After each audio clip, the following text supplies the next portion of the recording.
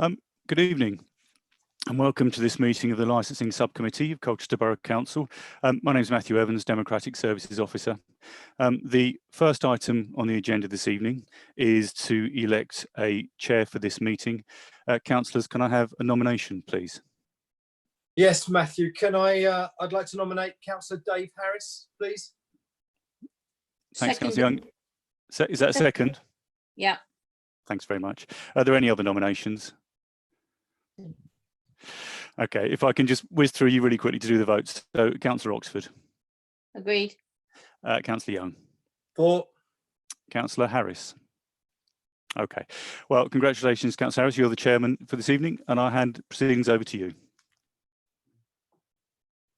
Thank you very much, and a very good evening and warm welcome to you all online.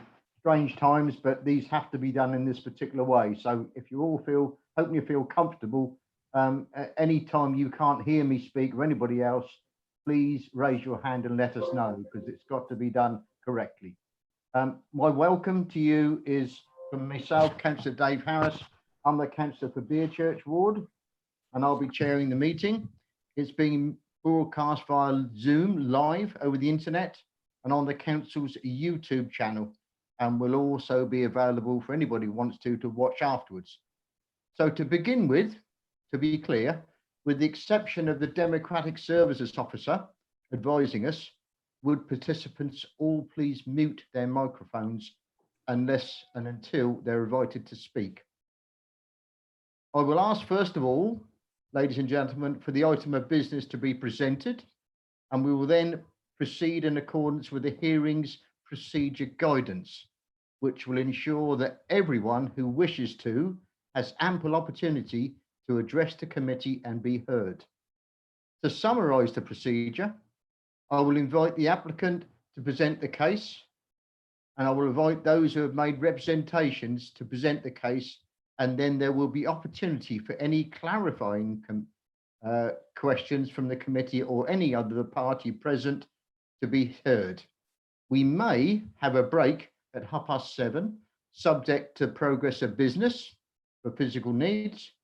And I would ask each participant in turn, please, to confirm their name and that they understand the procedures for the meeting. So I would ask the Democratic Services Officer to name the participant, wait for them to speak, and then move on to the next participant. Probably in alphabetical order is the best way. Councillor Oxford. I'm Councillor Beverley Oxford, Highwoods Ward. And Councillor Young. Councillor Tim Young, I represent Greenstead Ward.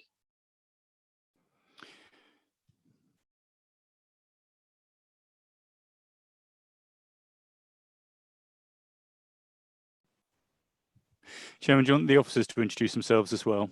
Yes, please. Okay. Becky, can we?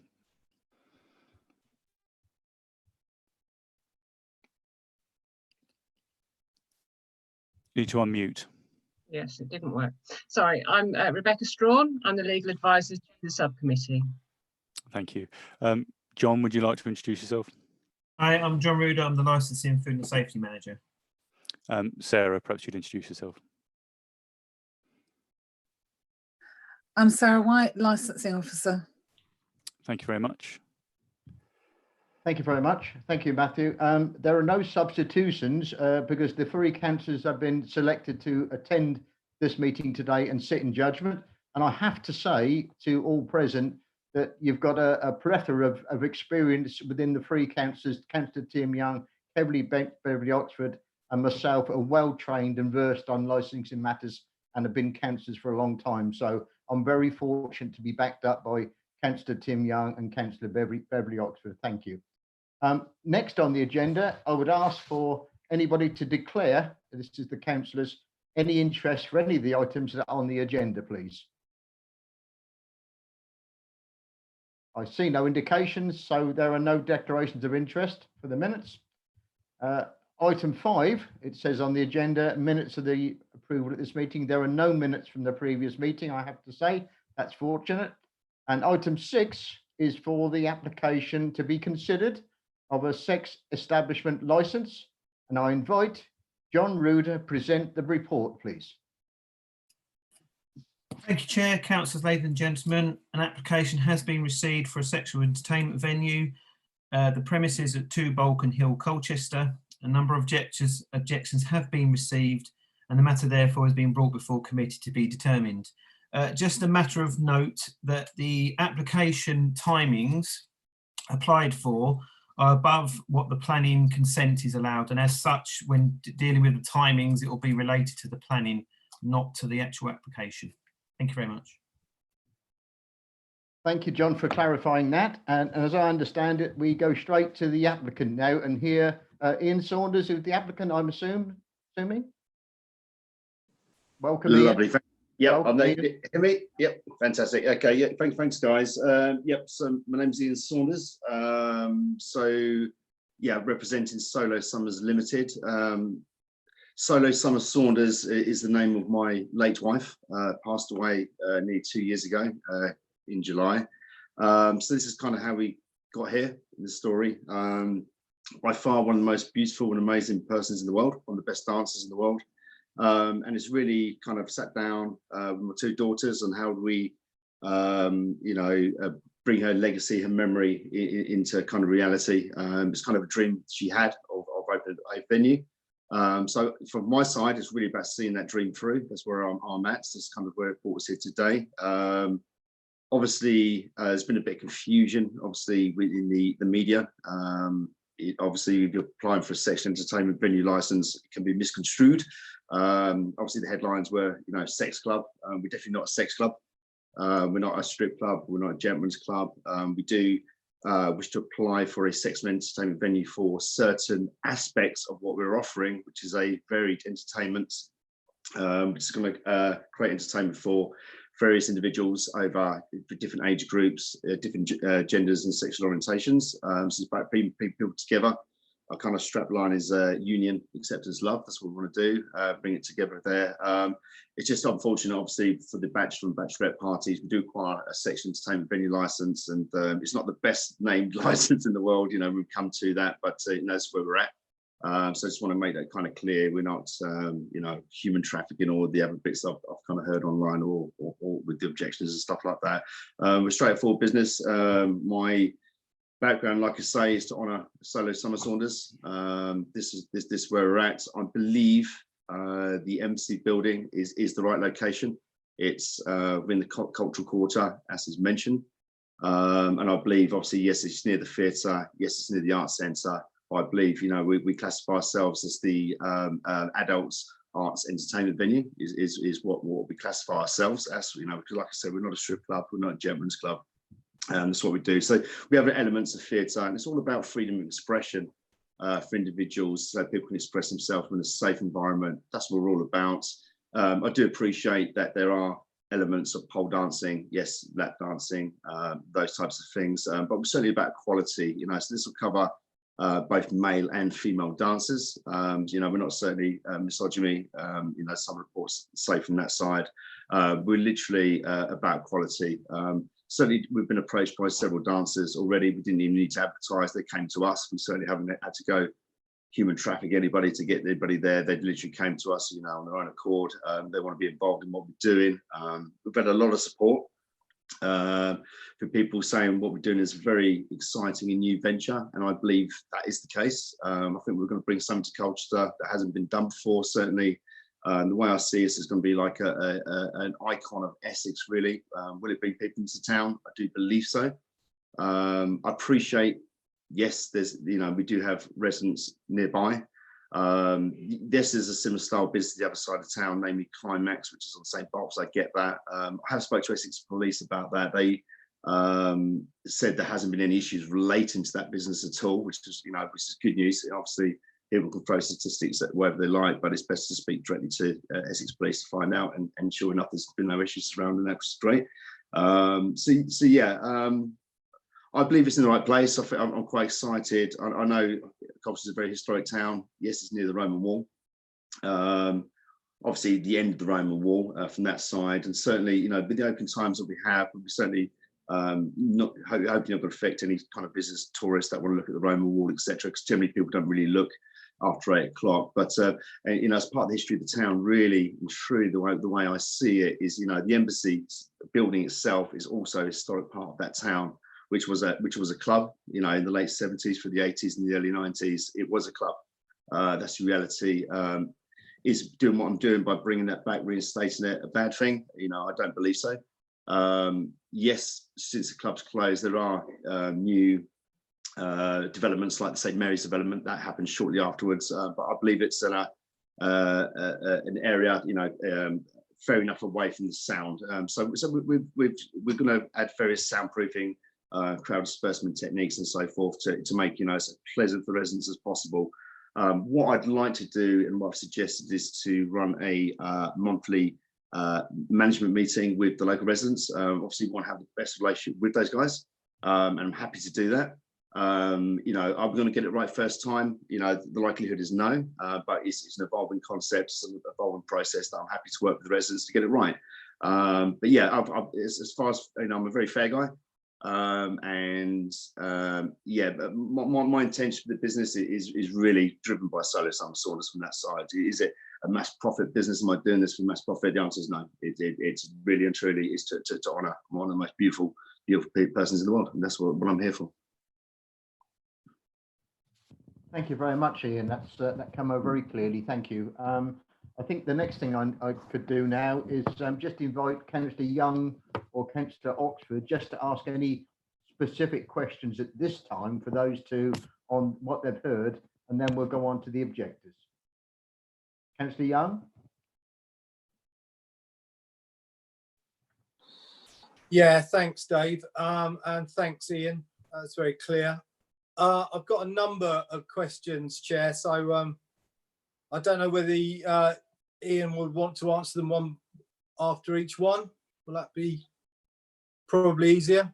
That would probably be preferable if that's okay. Thank you. Yeah. A bit concerned about the smoking area, which is temporary structure, and the footpath might be used for smoking. I'm not sure how that sits with the planning condition, but can you tell us a bit about how that would be monitored? Because a temporary structure like that may detract from the building and from the area. Absolutely, I hear you. It's not an ideal plan, I've got to be honest, but when you look at the actual building itself, we don't have a lot of options for smoking. Obviously, we want to keep within the law. You know, so a lot of buildings really allow people out in the streets smoking. Is it harder to contain, say, 10 patrons only out in the street? It is. Could we do that? Yes, we could. Of course, we could. We could manage that. We're certainly going to have a SIA door security within the main entrance building with the side bits of smoking. We can do it same as the pubs have. I prefer to contain it personally, because certainly you make it enough space that just 10 patrons can actually fit in there, which is a lot easier for an SIA guide to actually count the number of people out there. It also contains obviously the cigarette butts and stuff like that. My vision for that was really kind of a bit of a metal cage frame with padding on the side, because I'm obviously aware of the Frail Care, the charity that's very close to that. So I had to look at locations that were furthest away from that. So it's not ideal. We don't have a lot of options around it. It's a real shame.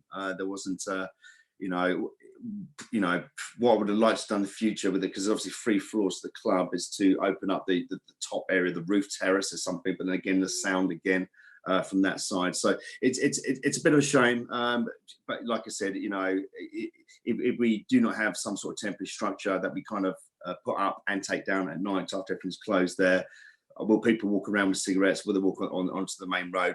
That's a possibility. Can we control it? Yes, we could. But certainly we've got the same issues that anybody else is going to have. You know, everybody else is on the street really. You know, it's not great. It's not ideal. We could put like, say for instance, like with Walkabout, they've got a lowercase frame that's outside there. We could do something similar to that. We don't have to have it so obstructing. We can certainly have a lower one from that side.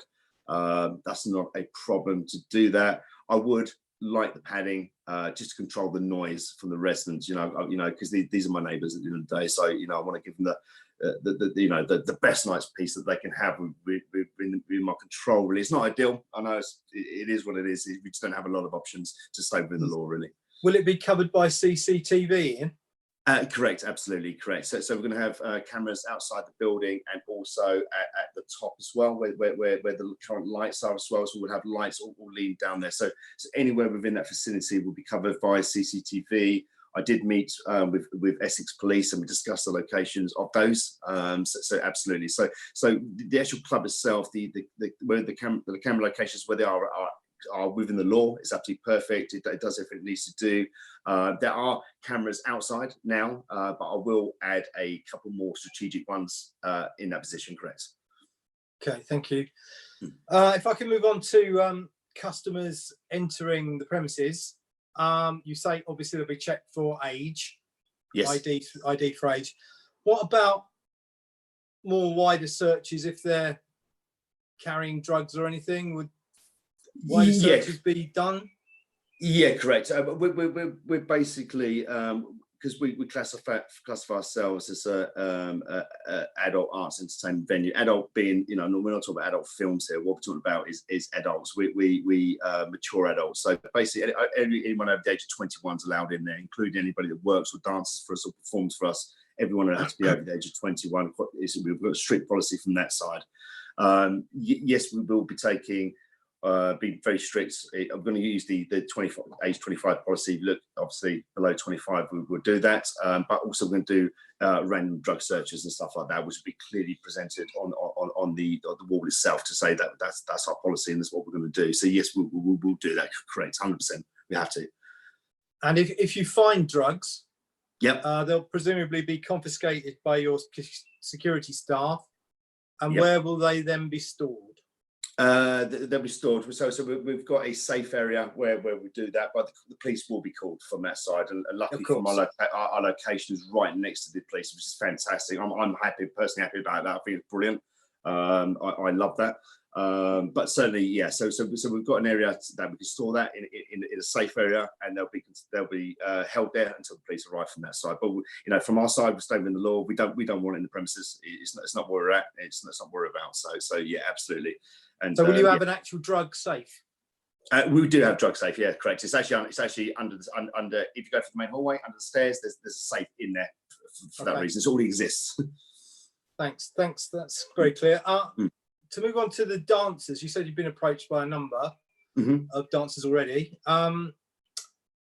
If they were from outside the UK, you'd ask for valid passport, work visa, and check those checks. That's correct. So we'll keep details of absolutely everything on a spreadsheet, including photographic evidence of all these documents here. So we'll run a very strict admin system. We know what we need to report, and everything will be stored there. So if anybody needs, say, if the police need to look at the documents there, we'll have everything literally ready in the cloud, ready to go for transparency and visibility. Yes. And how will they be employed, Ian? Will they be freelance, and you will employ them on an ad hoc basis, or how does that work? Yeah, it's slightly different for performers. Generally, everybody within the establishment will be employed. Dance performers are different because they're self-employed. So they kind of have self-employed contracts from that side to provide entertainment. And so what we also offer is a third-party accounting service as well. Obviously, they need to manage their taxes and stuff like that. We'll access to an accounting firm that will provide those services to them. So we're going to offer it to them to help them manage the monies from that side. But certainly they will be self-employed in this case, correct? I mean, obviously there is a clear concern in any establishment like this, as you mentioned it in your introduction, about exploitation. What other safeguards are you putting in place to make sure that there isn't exploitation taking place in your venue? Yeah, absolutely. So basically what we have is an employed employed management. So everyone employed within the business, but we have something called a house mother. So the house mother looks after the dancers' welfare, looks after the day-to-day, because obviously if somebody's got issues at home, etc., we need to know about those types of things. So dancers' welfare of prime importance to us. In case they've got a drug issue or something like that, we need to be aware of these types of things. Obviously we don't want it within our establishment there, but we'll certainly be on top of that. So we literally got a dedicated house mother purely for this reason that looks after them. They've got their own separate secure changing area, away from the club there. And clear access from the change room out into the main floor, which is a clear access basically without being a risk from that side. But yeah, certainly they'll have a house mother to look after them. So all the welfare will be taken care of. The house, I was a bit interested in the house mother. What sort of person would be employed to do that role, and what qualifications would they have? Yeah, it's actually a person called Billy Jade. Actually, now Billy Jade has actually been in the dance industry for many years. So she's very skilled and very qualified at what she does, and she's done this role before. Yeah, she's so has she got a sort of social work qualification or what? Not in social work. She doesn't. No, it's more kind of expertise based. So house mother unfortunately doesn't really come with an exam based qualification from that side. But certainly she is the right person to fulfil that role, 100% without a doubt. Okay, thank you. You did mention that you'll be employing dancers of both genders and presumably non-binary as well, perhaps. Yeah. What would be the ratio, do you think, of female to male dancers? Well, that's also a difficult one because we've kind of got one male dancer so far, but and a lot of females. It's a bit that way. With the guys, it's kind of a new concept because typically they were. You got the Dream Boys or the Chippendales, and they're kind of to me they're more like circus acts, really. They come out there with the muscles, etc. So for them to act like and allow them to earn money like the girls do and act the way the girls do. The first club's just opened in London recently in Soho. The first all-male pole dancing club was just opened in London. So there's a market for it, and they've launched after my idea really, but I knew it would be a market. I've spoken about this for a long time. And we want to see these types of things. Move away from the Dream Boys, the Chippendales, and allow them to. It's not about the muscles; it's about bodies of all shapes and sizes. Really, that's really what it's about. That's it. Unfortunately, we still need to find more male dancers. We're lacking in that department at the moment. We'll find them. So when you open, it will be majority female. I'd say initially we've got to go with what we've got to build up the business. I'd say the male dance is going to take a little bit more time, but we're actively, we're going to start based upon what happens here with the licensing. We'll start to actively search for those people through social media. But at the moment, we've just got to see what's going to happen here. But prior to that, everyone's approached us from female dancing without even putting it online, really. Okay, final question, Dave, if that's okay for now. Ian, would you allow the dancers to be interviewed at least annually by members of our licensing team? Oh, 100%, without a doubt. Absolutely no problem at all. 100%. No. What we're going to go for is total transparency. We're very clean above all business, and people can come and interview. Absolutely, I'd be happy with that 100%, without a doubt in my mind. Absolutely. Okay, Dave, that's all I've got for now. Thanks, Ian. Lovely, thank you very much. Thank you very much, Councillor Tim Young. That's very helpful. Thank you. And I hope that helps the objectors as well to hear Ian talk about some of those questions there. I'll now hand over to Councillor Beverly Oxford if she's got any questions. And then after that, after Ian's response to that, we'll then hear from the objectors, if that's okay. Over to you, Councillor Beverly Oxford. Thank you, Chair. Good evening, Mr. Saunders. Hi, Beverly. I've only got two because Tim has covered most of my ones. My first one is, how will you ensure that details of customers and dancers are not actually passed on to each other? Absolutely. That's obviously part of the policy documents that we go through for the dancers before they basically commence dancing. One of those is they can't exchange details. We just can't do that. So obviously the only real opportunity, maybe they're dancing and someone passes a card from that side, can we police that? Obviously we're going to have CCTV within the main areas anyway. Can it happen? it possibly could happen. You know, I can't say these things, you know, can't happen, but certainly it's not within our policy to allow that. Certainly something that we don't want in the establishment. Absolutely not. No. So if that was found that either a dancer was passing or a customer was passing, would the dancer lose the job and the customer have an indefinite ban? That's correct. Absolutely. 100%. Yeah, that will cease to have an involvement with those individuals. That's correct. My second question is the health of the dancers, workers. What have you got in place to ensure that the dancers are sort of fit and healthy? Would you have medical checks, doctors' checks, or would you rely on the workers to say, yes, I'm perfectly fit? Yeah, I mean, I've got to be honest with you. We hadn't really been asked about medical checks or anything like that. If it's something that we need to do, that's not a problem to do.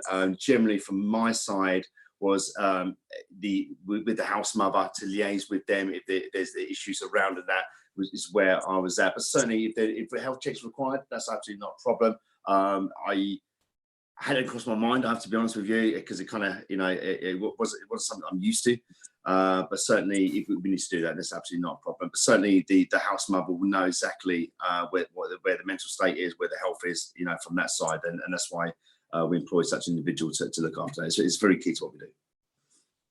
Well, thank you very much. That's all I've got. Thank you. Lovely, Thank you, Councillor Beverly Oxford. I've got a couple of questions that are supplementary to the others. I kept some in reserve and really to make sure that they hadn't got answered, I could answer them, ask them. The first one was you and I were, and you're probably a man of the world, and you know that people passing by, pedestrians, will have a bit of banter with people they know. And I'm thinking about Balkan Hill, people passing to and from the Arts Centre, the Mercury Theatre, seeing your customers and your door staff inside a smoking vestibule there. How could you, I mean, a question really for your door staff really, how would they control that banter or minimise that? Because I'm thinking about the impact of that, the shouting and calling and that sort of stuff for the residents and the local people late at night. Yeah, I mean, obviously, if they're people coming out of the Arts Centre or Mercury Theatre, generally walking past the Embassy Suite that way is generally not the general footfall way. You walk past that, you generally go cut through into town centre by the other routes. But certainly, if they're passing past the club and people are smoking outside, this is why I would have preferred a temporary structure which is higher, so people can't see who's in there, you know, so they can't shout and jeer or whatever it is from that side. Would have been ideal. Like I said, we have to have a lower frame structure to control that, where people's faces can be seen. You know, yes, I'll do that, but I think it's with the temporary structure to be higher, fit 10 patrons in there, secured by padding, and nobody can see who's in there. To be honest, is where my head's at. Unfortunately, smoking is a bit of an issue. I think it's an issue for any business. Where do you put it? It's one of those areas. But also at the same time, you know, we're quite proudly, we classify ourselves as the quintessential adult arts entertainment venue, and certainly not a sex club. I think, you know, it's been glorified by the media. You know, it's a great media headline. It's good for publicity. I dare say it is indirectly, not ideal, but it is. But certainly, you know, we're not a sex club. I think once people realise what Solo Summers actually is, you know, and you know, I've even spoken to the residents at the charity, the Frail Care there, and they said they really want this, and it was really quite bizarre actually. And so I said to them, because we've got things like ballroom dancing on a Wednesday. And I said to the resident there, one resident there, a lovely lady, but she had a friend in the background. I didn't catch her name, but they, you know, they said they'd love to come down. And I said, listen, you know, you're more than welcome. I'm not going to charge you to come in, you know, from that side. And yeah, so it's opened up. It's really a place for all. It's really not about, if you take off the focus of obviously the sex entertainment venue aspect of it, you know, if you look at what we've got there, we've got Latino dancing, we've got ballroom dancing, we've got burlesque, you know, there's a whole load of factors there. And certainly, we don't discriminate against age. You know, we want these people in there. We actually want them to come. You know, we've got cabaret and stuff like that. I want them to be part of it. That's what I want. You know, that's it. We're not ageist at all. I want everybody there. That's it. And in Solo Summers, you know, you have to understand as a person, beautiful soul that she was, she loved everybody, and you know, I want to bring that across. You know, that you know, just the most amazing person. That's it. So yeah, we're trying to create a place for everybody. Just unfortunately, we've got a small aspect of it that requires a sexual entertainment venue license, but you know, it is what it is. You know, obviously, as you well know, if you have an establishment that has even partner nudity for one day of a month over 11 consecutive months of the year, it requires one of these licenses. You know, so it's not saying we are that business. You know, it's just part of what we do. You know, to me, bachelor and bachelor parties there's a market for it. Do people want it? I believe so. You know, it's fun. We always want to create that. You know, and certainly we've kind of got a big LGBTQ following as well. We want to incorporate those guys. It's about bringing people together. You know, it's you know, we don't want racism. We don't want homophobia. We don't want any of these things. We literally want to, you know, if you suffer from those aspects in your life, you know, you're really not ready for solo summers, and that's the truth. We don't want that. We're about union. That's it. That's what we're about. Thank you, Ian, for that. In your management plan inside the pack, you talk about the door staff, and I don't know whether you're going to employ your own or have it out to contract, but this question is about that aspect. Yep. About how the door staff, who are going to be standing relatively close to a group of smokers in a cubicle, whether there'll be any distraction, and how you, I mean, I'm assuming they're going to be professionals, so I just want a reassurance in my mind that you're going to be briefing people to make sure they don't get distracted by what's going on to the left or to the right, them in a smoking cubicle, and they're concentrating on the task in hand. And you're probably going to give that reassurance, but I want to tease out from you a bit of the process. That's okay. So basically, you got two areas there. Obviously, we're going to have a main SIA person on the door, obviously for validation of photographic evidence and so forth. Obviously, random drugs tests and so forth. Yes, you've got the smoking section, which is a separate door. Now that one would be right next to the reception area as well. So with that place there, because it will only literally fit 10 patrons in there. It's not a case of we have to, is it got too many people out there? Literally fit 10 people out there, you know, so there's no room in the inn, if you like. There'll be no room at the inn from that side. And certainly, you know, people want to, you know, it's not going to be a comfortable area. It's going to be seats and, you know, nice luxury heating and so forth. Like, people want to be in and out very quickly. And certainly there'll be somebody literally, in fact, there'll be two staff there really in a nutshell in that area there. Do I see a problem controlling it? You know, personally, I don't, you know, from that side. Providing we make it enough space for 10 people rather than a huge area where people just go a little bit mad. That, you know, if you keep it open without the temporary structure, people can just keep going out, and that'd be very hard to manage numbers wise. That's why we kind of need that temporary structure. I know it's not ideal, but you know, it's the only working solution we've got to control what you're saying here. Yeah, it's the only one we have, unfortunately. Okay, my next question. You already had a very good dialogue with Councillor Young and yourself, and thank you for that, over the house mother and the care for your performers. My question really was whether Billy Jade, I think you mentioned, was Billy Jade, a dedicated role, or does she has other tasks as well to do as part of that?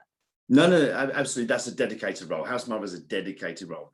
That's all she does. That's it. It's a dedicated role. So she'll typically patrol the staff changing rooms, the former changing rooms, and also the main floor where they're dancing. So she'll control those two areas, but it'd be a dedicated role. She's not collecting glasses or cleaning or anything like that. It's a dedicated role. That's all she does. Her focus is purely welfare of the performers. That's it. That's all she does. Thank you very much, Ian. I'm now going to hand over to objectors now. I'm going to mention them in alphabetical order. The first one I've got is Objector A. Now, Objector A cannot be here tonight. That's Councillor Simon Crowe, but his documentary evidence, or his objection, is well versed. It's written in the pack that you've got in front of you. So his statement is there already. So I'm assuming that in your summing up, Ian, you'll direct your remarks to some of those from him as well. Yeah, absolutely. Okay. So he talks about there's another sexual entertainment venue in St. Bottle Street, which indeed there is. He's saying this one should be similarly located in the heart of the town's nighttime economy. If you look at Crouch Street, Head Street and the way Colchester Council have positioned that is kind of the, as far as I'm concerned, is the town's nighttime economy. I know you've got the other side with Queen Street. It's not my popular end of town. Queen Street is very problematic. I believe, you know, this side of town is better, and certainly, you know, are we going to create, you know, a new Queen Street? You know, I don't believe that. That, you know, I consider it more kind of cultural arts, but certainly. I know residents, nobody wants anything near their property. I get that and I appreciate that, don't get me wrong. But you know, it's still part of the town centre. I mean, you got Rubik's there, you've got Cube there, which are open till 3 AM, very close vicinity. You've got the kebab place open till 4 o'clock, obviously the King's Arms and so forth, you know, and you know, I'm not a resident of those local areas, and I obviously am here reading reports about, you know, various kind of antisocial behaviour. I think it's something that's kind of exists wherever you go. It's a bit of a difficult one. It is what it is, you know. But generally, you know, obviously people talk about like this report. It talks about the flats above shops. Yeah, unfortunately, those people flats above shops and stuff like that will be certainly party to something, some sort of noise already. Certainly, I wouldn't look for a place to live in town unless I know it's already in town and kind of got to expect it a little bit. You know, it is what it is. If you're after a quiet life, then certainly, you know, there's quiet places to live from that side. So, yeah. And he also talks about the position right next to the Roman wall. Yeah, you know, I love history myself. You know, I love the Roman history that we have there. Certainly, the premises is actually at the end of the wall. The way I see it, it's great, and I love it. I love Balkan Gate and so forth myself. But it is at the end of the gate there, and certainly the opening time shouldn't affect any tourists. Obviously, you know, appreciate the wall, you know, like I do from that side. You know, due to the opening and closing hours of that. And I guess he's talking about could be ironic if he talks about become lights that guide people to and from St Mary's car park to a section entertainment venue. You know, I obviously have a problem with the word section entertainment venue, but you know, I'd like to think it's more of an iconic building within Essex that I think will bring people to it. And certainly, you know, the way we have, because we're different in the sense we're a seated venue, so we're a weighted seated venue, so it brings a different type of audience to the premises. It's not a case of you're queuing up at the bar. It's one of my pet hates is queuing up at the bar. I'm a short guy, you know, so I'm kind of always the last one to be served. So it brings a different type of audience, more of a cabaret. You know, you're going to have your tables, have a little lamp there, enjoy the stages and so forth. So it brings a different type of audience rather than people, you know, dancing around and so forth. So it's a different type of audience that we're bringing into the town there, that, you know, that I believe we don't have 18, 19, 20-year-olds coming to the venue. So bring a bit more of a mature. Initially we were going to be an over 25s club, but we had so much people saying, listen, I'm 23, we really want to come to this. And I had to really make a decision. I thought, you know what I'll do? I'll try it as 21. I'll cap that. I won't go below that ever. But we'll try that out. You know, yeah, we just want to bring sensible people to this venue, because just Solar Summers is not going to be your usual place. It's not your Yates. It's not your Walkabout. It's not those types of places. It's completely different. It's about adult. I prefer to call mature adults. If people aren't ready for Solar Summers, you know, it's not to say we're going to ban them forever. You know, obviously, if they're not ready, they're not ready. Come back and try again another 2 weeks or whatever from that side. You know, we just want a different type of audience. And certainly that area deserves a different type of audience. You know, if you want to go have fun and go reckless, go to Queen Street, as far as I'm concerned. You know, down that side, you know, you've got your Silk Road and all those types of places, you know, that I wouldn't even go to myself, you know, from that side. Yes, we're close to the Arts Centre, Mercury Theatre. We do have an element of, you know, theatre within our business. It's going to be a bit theatrical. Obviously, you know, with the cabaret, there's going to be a bit of arts. We're going to have kind of lots of live entertainment, whether it's drag acts, magicians, you know, those types of things. So we like to think that we probably fit into the cultural aspects a little bit more closely than you think, you know, from that side. It also talks about on a major vehicle route to the town, absolutely. But if you look at the signage that we're proposing, it literally says Solar Summers and the website solarsummers.com. We don't have any graphic images. No one will guess what Solar Summers is, you know, and certainly, you know, it's something to be proud of rather than being embarrassed about, you know, to be fair. Once people know what Solar Summers is, and it's not seedy, we're not a strip club, we're not a gentleman's club, once they actually realise what it actually is, it's about adult arts entertainment, people start to relax a bit more. You know, it's just unfortunate with the newspaper headlines. It was like shock and awe. That's always like, oh no, you know, because I don't think my mum's talking to me right now because after she read the headlines, you know, so I still need to fix that relationship there. But you know, it is what it is. You know, you know.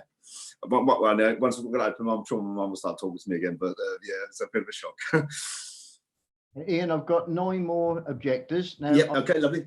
One at a time, and you respond each time. There's going to be a lot of repeating yourself, I'm guessing. That's fine, absolutely, it's fine. Okay, because I'd rather each of the objectors felt that they've been listened to. Is that all right? Yeah, 100%, without doubt. I appreciate that. I'll now invite objector C to please unmute themselves and have their say, please. Objector C. Hi, is that working okay? Yes, it's lovely. I can hear you. Thank you. Hi. You're Yeah, right, not so. too bad, thank you. It's all a bit of a crazy day. Yeah. We've got 2 little kids downstairs that keep screaming and shouting, so hopefully this will be okay. Yeah, no worries.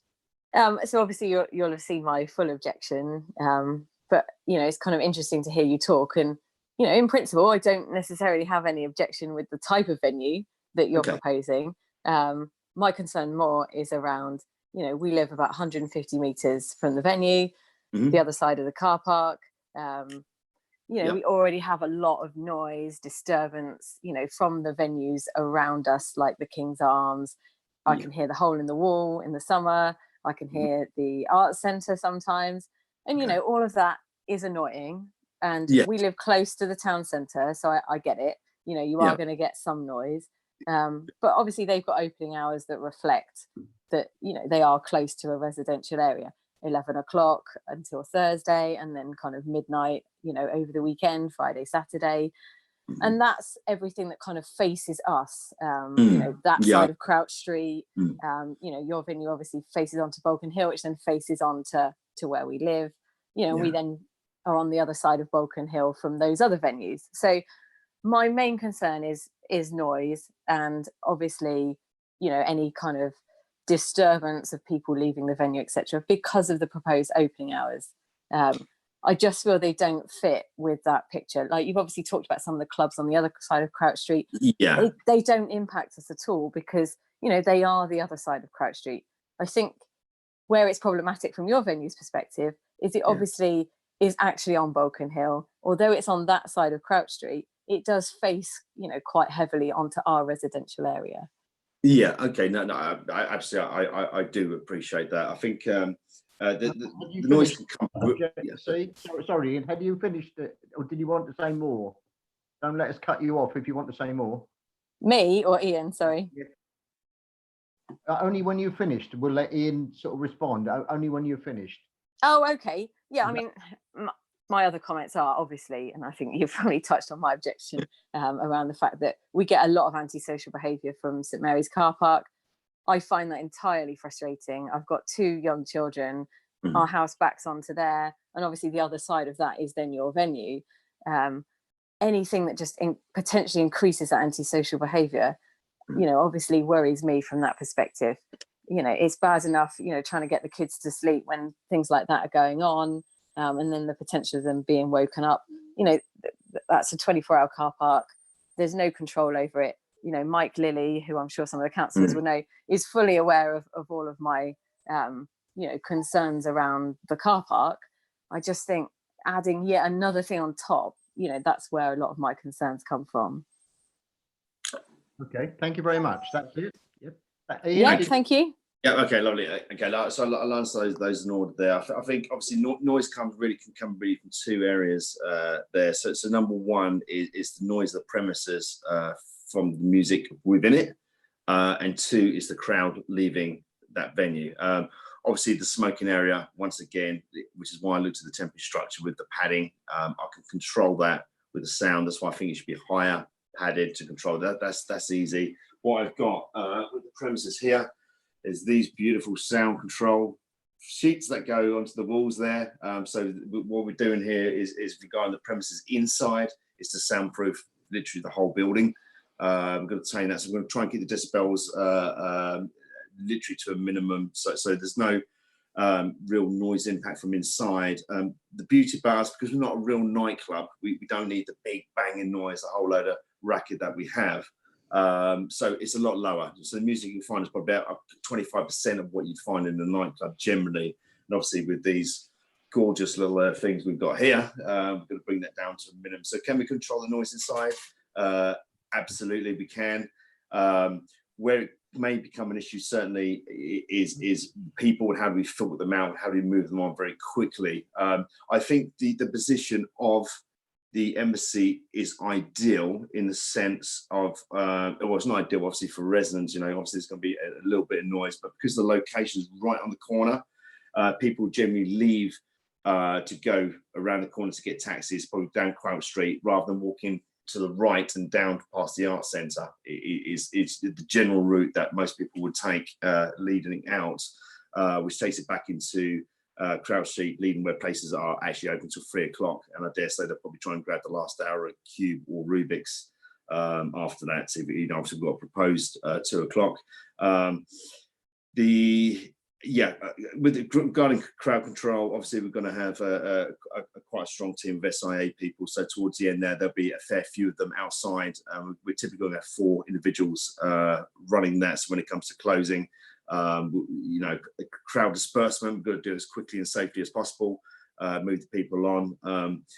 We are attracting a different type of audience as well. Like I said, we're not the Silk Road individual. We don't want those people there, you know, the 18, 19, 20-year-olds that typically, I know people talk about high testosterone and so forth for that. That's why we'll create a more mature adult stuff. We bring out with couples and so forth. So I'm hoping I'll bring a different type of audience.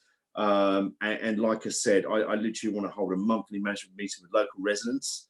I want to talk about all the issues that we've got there. I want to address every single issue and work together to work out how we can progress and evolve something that's going to work for both of us. And I get that, you know, I've got to work very close to my residents, of which I want to do so. It's, you know, it's of prime importance to me that I have to have a great relationship with them. You know, obviously you're suffering from there's obviously some unsocial behaviour at St Mary's car park. I get it, if it's already existing now, you know, could we potentially add to that? It's a difficult one, you know. I like to say no, but the reality is potentially yes. You know, I think we need to look with Colchester Council on how we could.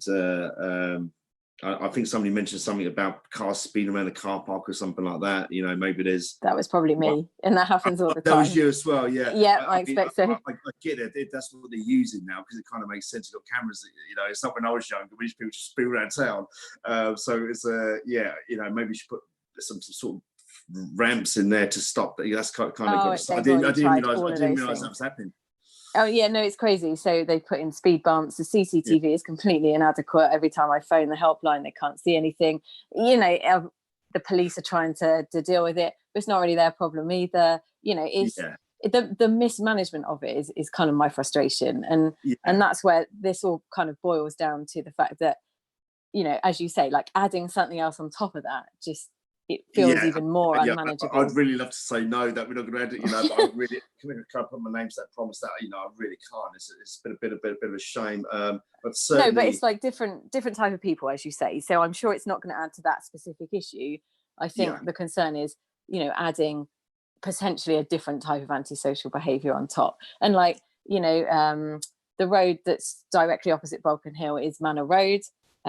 We had a spate of drug problems down there. Only in the last year, and that went on for a good few months, you know, and that took quite a lot of effort from the residents to, you know, working with the police to fix that. Was it drug dealing or drug taking, or what was the story? Drug dealing. Drug dealing there. Okay, so obviously these things are all going on at that time. Obviously from our side, you know, we've got a strict anti-drugs policy. You know, it's not. You know, can I start alliance again? Can I put my name to it and say no one's ever going to take drugs in the premises? You know, I'd love to, but you know, I've got to be realistic. It's a difficult one. I'm really sorry. I just really wish I could give you the answers to that. You know, it's a difficult one. I'd like to do everything I can to work with the residents to make these better. But it sounds to me we need to get the council involved at the same time here a little bit because it seems to be an issue already. And the local police have obviously been involved, and it sounds like you've spoken to them as well. Yes. You know, correct. I just think it's that kind of multi-agency approach that is really important. That, you know, if issues do arise, then you know, they can be dealt with quickly, efficiently and effectively. Yeah, that's correct. That's it. And certainly, you know, I like to think I'm a kind of reasonably intelligent guy, and we can kind of work out a plan around that. I'm quite happy to work with the police and council to try and kind of, you know, work with you on that somehow. But certainly, yeah, it's something that I certainly wouldn't want it outside the club myself anyway. Yeah, obviously I don't realise these things are happening. There's people smelling the car parks and stuff. I didn't realise it's all going on, but it clearly is. You know, it's kind of a bit of town life, really. You know, so it's. Sorry to hear that. No, exactly, and like, you know, that's fair enough. It's That's it. Balkan Hill is quite like, it's like a little bit removed, as you know, from our residential area, but actually it's right next to it. So you kind of forget that we're there, and you know, I think that's part of the problem, that we are regularly used as a cut through, especially like Manor Road, for example, where people don't walk up to Crouch Street and then along up Lexham Road. They might just actually then just cut through there, round to the Hospital Arms and then up that way. There's loads of like alleyways, there's the cut through to Hilly Fields, you know, there's all sorts of various reasons why people walk through here late at night. Thank you very much. Very much. I hope that was helpful to you, Objector C. Thank you. Thank you. Thank you very much. It is. Many thanks. My next objector, Chair, can I interrupt you? Yes, a bit of latitude there, because there really shouldn't have been a debate going backwards and forwards. So we'll keep that in the to and from the questions and answers. That's okay in future. Hello, Matthew. Councillor Harris. Yes, thank you. I'm sorry to interrupt. I've just been notified that an objector who's dialing in from abroad is having trouble maintaining connection. That's Objector Q. With your permission, would you mind if we jumped to them now? I can see they're in the meeting and hopefully be able to participate. Anybody object? I see no objection. Here we go. Yes, please. Thank you. Thank you. Objector Q. Oh, hi. I think that's me, Matt. Is that right? Yes, it is. Yes, thanks. Okay. Thanks very much, and thanks for that. I'm actually, I won't tell you where I am. Anyway, it's another story.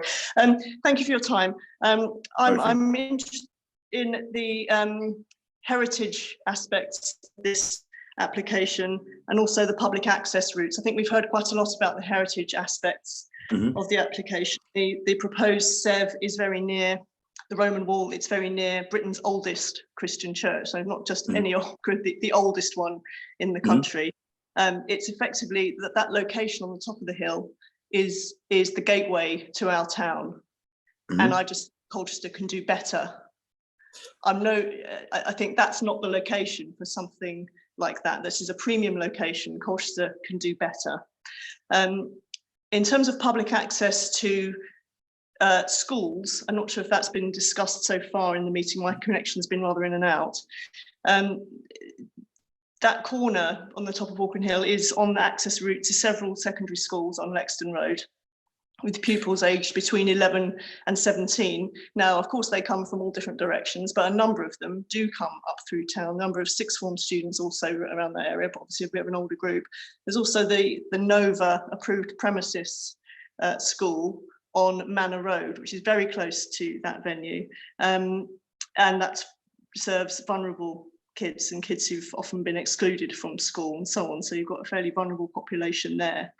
I also understand that where there's a concern around heritage, where there's a concern around public access routes to schools, where there's a concern around the character of the area, that generally SEV licenses are not approved by Colchester Borough Council in those circumstances. So my question really to the committee and to Councillor Harris is around that, is if these objections are upheld and normally a SEV would not be granted in those cases, we'd just simply be following normal procedure in this case by not granting a SEV licence.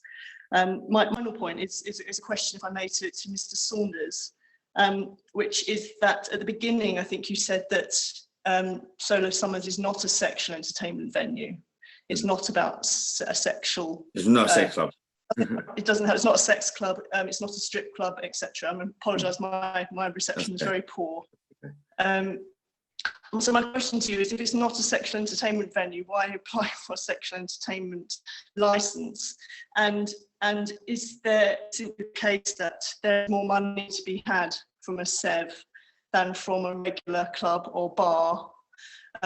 Is there more money to be had when essentially customers, mostly male customers, pay not only for drinks, but customers, mostly male customers, pay to watch women perform sexually oriented entertainment. So it actually becomes a question of markup and premium. And that's what you're getting with this license. And that's the end of my objections. Okay, all right. Okay, so there's a Before you start, Ian, I'll just say in reply to the question to the committee, very simply, I will call in John Ruder, the licensing manager, to explain the process. But the process for us is, I'm very confident that Councillor Oxford, Councillor Young, and myself are trained in licensing matters.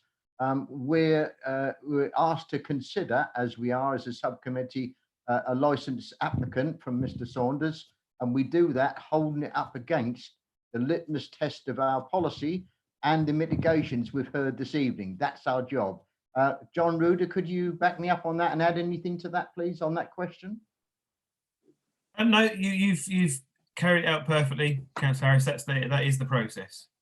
Thank you very much. That's how I hope that answered the question. Now over to you, Ian, to answer the other aspects of the question, please. Lovely, thanks so much. I think I'm going to start with why it's an SEV. I think maybe you missed some of the talks earlier through your bad connection. But yeah, generally, sorry, have we lost someone? No, fill me in. Okay, yeah, so sorry, okay.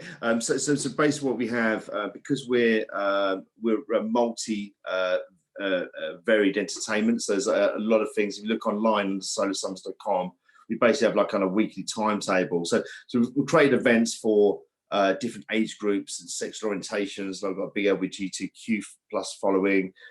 We have things like ballroom dancing. We've got Latino dancing. We've got burlesque and pole dance lessons. There's quite a mixed bag. But because if a venue requires, say, part nudity for more than 1 day per month for over 11 consecutive months in a year, it requires an SEV license. That's what it does. So what we have as part of our offering is bachelor and bachelorette parties is what we have. Is there a market for it? I do believe so. We're creating obviously the male dancers as well as the female dancers. It's very equal. There's no misogynistic attitudes towards what we do. Yeah, so that's what we require an SEV. It's actually for a very small part of what we do, but it still requires legally an SEV, which is why we're here today. But we're certainly not a sex club. We're not a strip club or gentleman's club per se, although we do have an aspect of what we do that does do that, correct? To provide the same for bachelor and strip parties. Okay. Your next question on there, things like, is that okay? Is that okay? Because you're breaking up slightly. Yeah, it'd be interesting if you do think you get equal numbers of men and women through the door, and you'll get equal numbers of men who are comfortable with that kind of entertainment going on through the door. Yeah, absolutely. That's what we want to do. That's what we want to do. That's what we're going to create. We're all about equality, freedom of expression. Like I say, Solar Summers is about acceptance. So our strapline is kind of union, acceptance, and love. That's what we're all about. Because Solar Summers is also about making money watching women, isn't it? Pardon, sorry? About making money off of women. Making money out of watching women. No, well, I mean, this business for me is really not about profit. You know, it's in memory of my wife, late wife, Solar Summer Saunders. Oh, come on. That's why we call it Solar Summers. She was by far. Question, Ian, and if you can finish off answering the question, and I'll move on to the next step. Can you make sure you answer all the aspects of object accused statements, please? Yep. Okay. And just quickly on the history side, I appreciate it's by the Roman wall.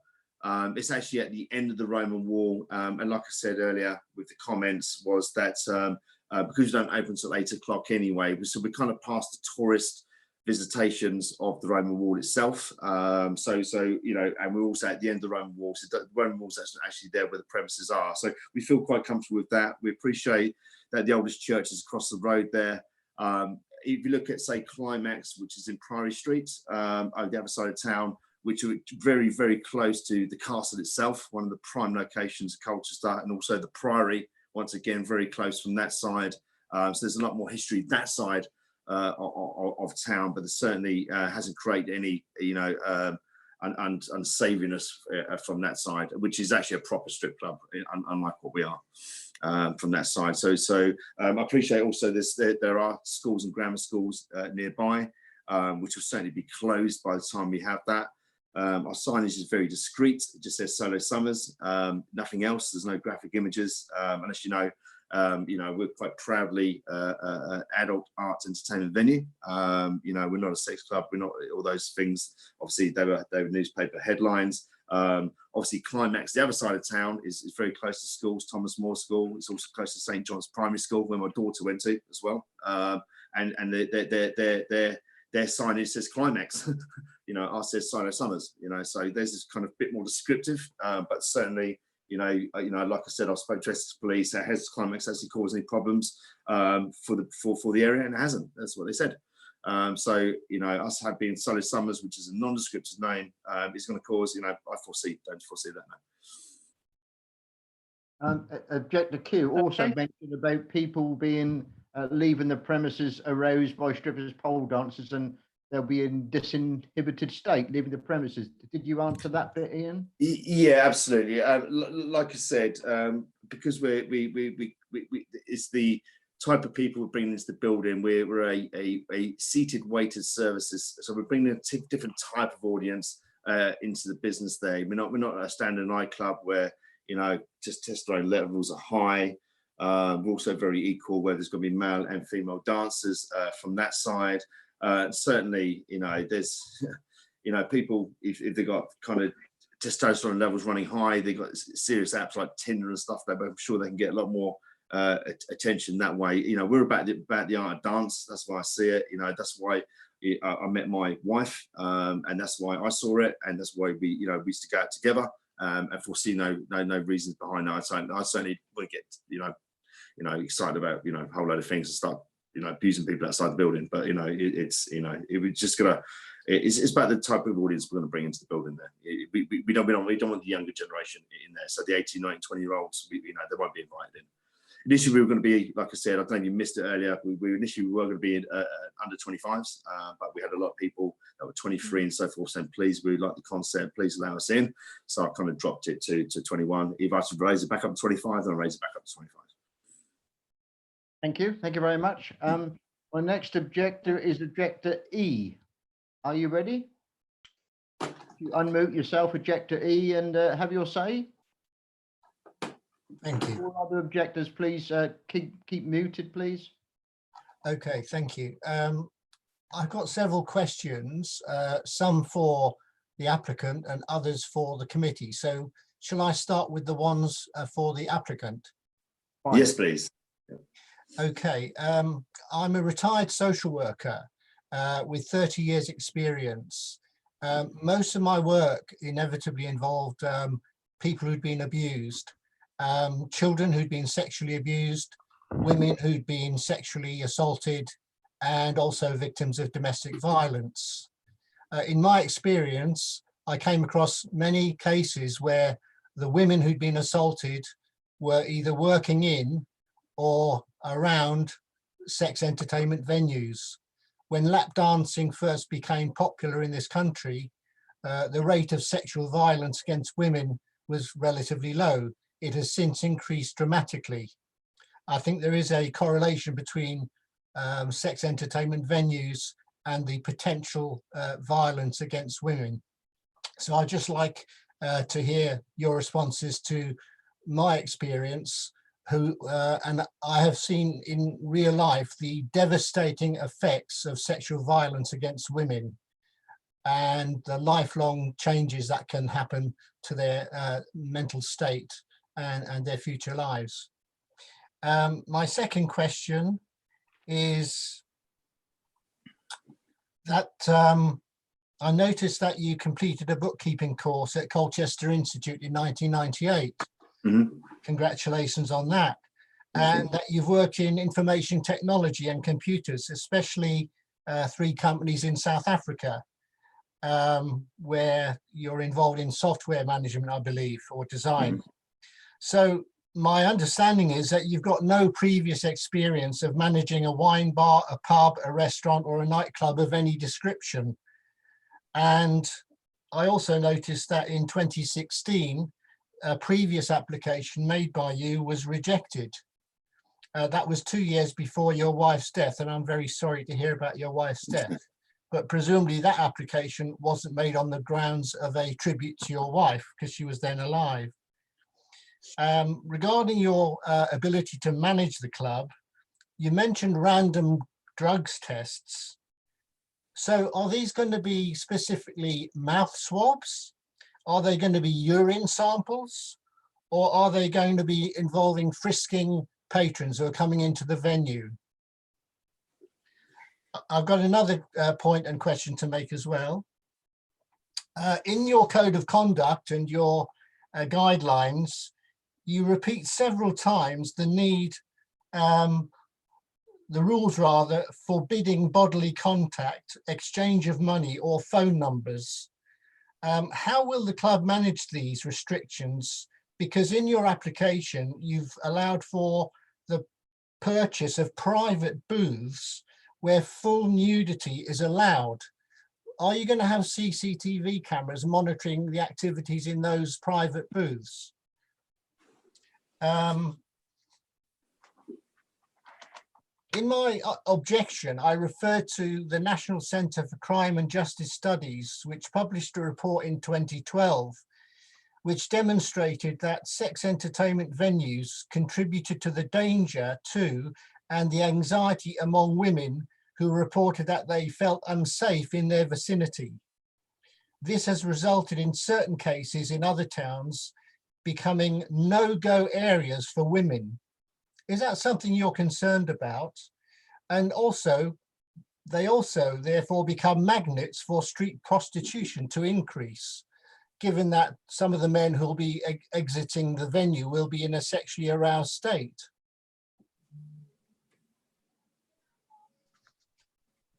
Okay, where do we start from here? Because there's a lot of stuff there. Can I start with the first one? Could you mute now, please? Could you mute, and then, because I'm getting a bit of feedback here, if you could mute, and then we'll let Mr. Sanders reply to it. Thank you. Mr. Sanders, thank you. Okay, there were quite a few points there, so I'm going to try and remember each of one of those in turn there. Okay, domestic violence, it happens globally, I don't hold a criminal record. I've never been involved in domestic violence. I don't understand it, myself, but it does happen. It happens in the home. It's happened, abuse of my mum from her father. I get it. Does it happen outside of a club? Absolutely. It happens everywhere. It's unfortunately a disease of mankind, which I do not agree with. Yes, there are reports, something to do with Camden, something about the lap dance club there. It ended up being a fake report anyway, but there was reports that increased domestic violence by 56%. I get that. I just deal with facts, rather than reports. The Camden report ended up being a bit of a fake report anyway. But generally, I deal with facts, and that's why I spoke to Essex Police, the people that are actually dealing with Colchester. The best benchmark we've got is that has Climax, which is an existing place for 10 years now, caused any increased crime towards women in this town so far? And they said no. Okay, so that's the facts I deal with. I don't like domestic violence. I hate it. Could it potentially happen? Somebody go to the club and suddenly go back home and beat their wife up? Will it happen anyway? Could they go for a drink down the King's Arms and drink too many pints and go beat the wife up? Absolutely, it can happen wherever you go. I can't police that. If you're an evil person inside, you're an evil person inside. I can't stop that. I'll doing what we're doing. Going to increase that? I like to think not. It's certainly from my side, if I felt that was the case and suddenly crime in that area, whether it be rape or that suddenly spiked as a result of the club has proven to the club, I'd be the first one to shut it down myself if that was the case. I'm a fair guy. I'm a good person. I'm a very spiritual person. So from my side, I'd certainly struggle with that from a moral aspect if that's the case. But domestic violence is a plague throughout mankind. It's a worldwide problem. How do we deal with it? I'd love to. I'd love to get involved in dealing with that. It's a difficult one. It's a real difficult question. I get ways asked it. But certainly I think if someone's going to domestically abuse somebody, they're going to domestically abuse somebody. I don't think, you know, it just takes an extra couple of pints from the pub in the corner. If they're going to do it, they're going to do it. They've got certain evil in them. They've got certain evil from that side. Come back to the other points. Things like the when it comes to drug testing, we're certainly at this stage not be swabbing or anything like that. It's going to be kind of sort of random drug search. It'd be searched, pat down to see what they got there. We've got the CCTV in all the main areas, you know, so they'll be monitored if someone's moving around. And obviously, because we're a seated, mated venue anyway, that person's not going to be around trying to sell drugs within the establishment anyway. You know, is there a chance they could do some drugs in the toilet? Absolutely, same everywhere else. It is what it is. You know, you can only go so far with controlling that. But certainly, if somebody's attracting our attention, we're going to do all I can. Like I said, we'll work very close with the police. We'll certainly take the drugs, we'll store the drugs, and we'll call the police straight away on those individuals.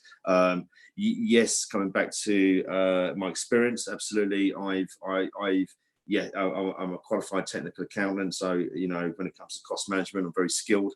I've dealt in various software systems in my life that had to do with cost management of business to optimize their revenues and reduce their costs. So very skilled in that area. I've set up software companies from the ground up. So my business model was to launch UK software companies into sub-Saharan Africa.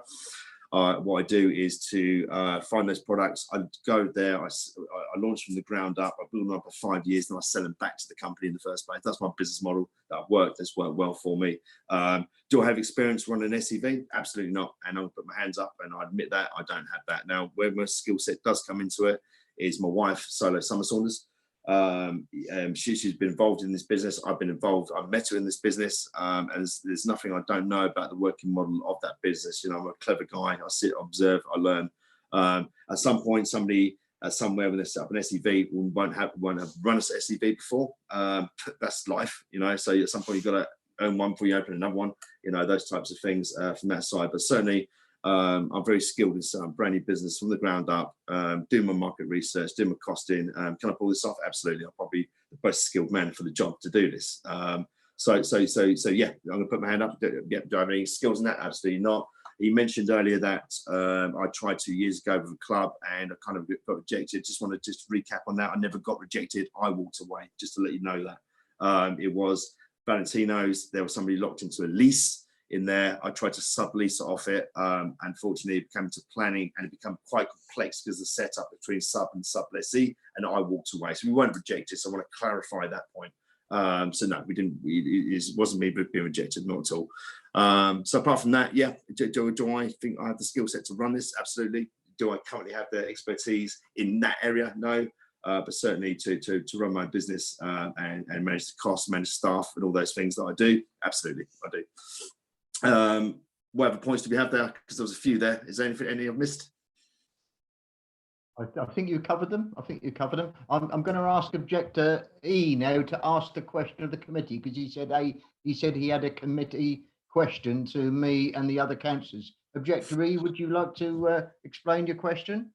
Yes, sorry. The applicant hasn't responded to my point about the research, because he did say he liked the facts and evidence. So the evidence from the Crime and Justice Studies document, which was published in 2012, demonstrated that women feel unsafe in the vicinity of sex entertainment venues, and it causes women anxiety. It makes them feel that they can't walk safely by these venues at night when people are outside smoking and possibly intoxicated, and most of them will be men, as we know that 90% of the women so far of the dancers are going to be women. And they're also, they become magnets for street prostitution. So I asked him if he was anxious about those aspects of his premises. Thank you, Objector. I'll allow that for this time. Yes, go on, Ian. Right, that's fine. Yeah, I mean, certainly, obviously, we don't promote prostitution of any shape or kind. Obviously, there's some people hanging around inside the club there. They'll certainly be moved on. We don't. Yeah, we're not about that. We don't want that. We certainly don't want to save your characters in there. If women do feel uncomfortable, I can appreciate that. Believe me, you know, I can appreciate that they feel comfortable. You know, we're not a sex club. I know you've called it the solo sex club, which I got a little bit upset by, because you know, just name on my wife, she shouldn't be called it that. But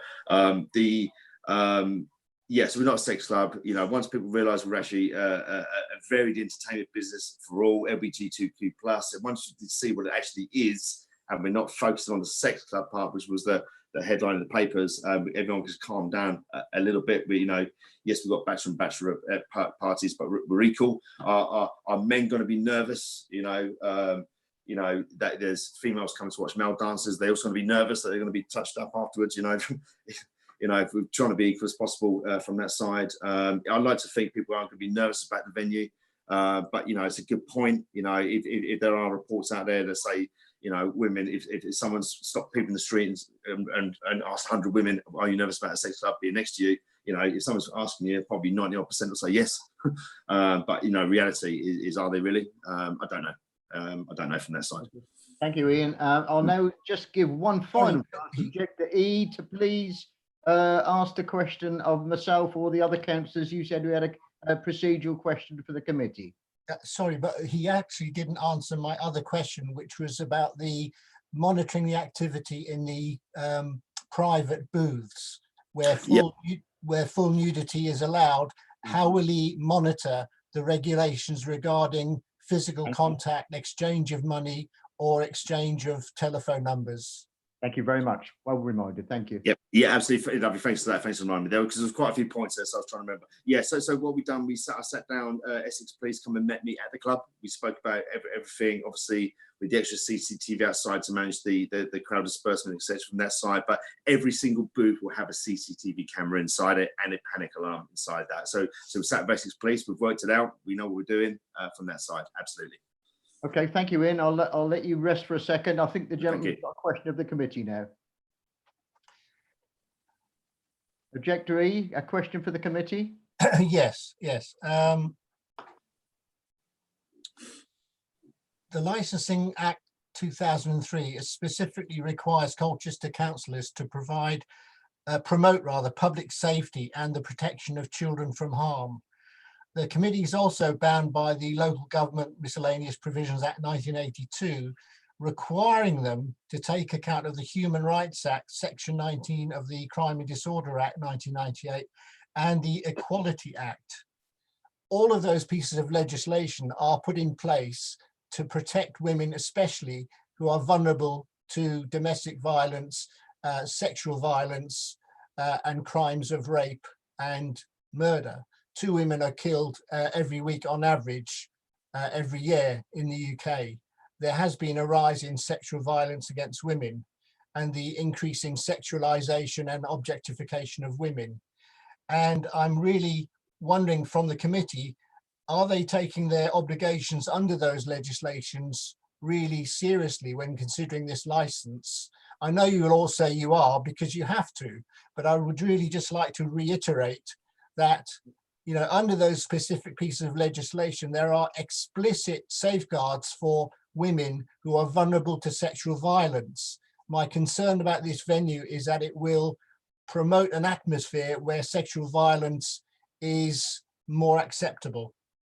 Thank you, Objector E. Thank you very much. I can assure you, on behalf of Councillor Young, Councillor Oxford, and indeed the rest of the licensing committee, have all been trained in those relevant component parts and the acts you just mentioned, including the Equalities Act, everything else. We've had recent training and recent refresher training that makes us qualified to take all those into account. And indeed, just to reassure you even further, we have legal advisors as on top of that. So I hope that puts your mind at rest. Thank you for your question.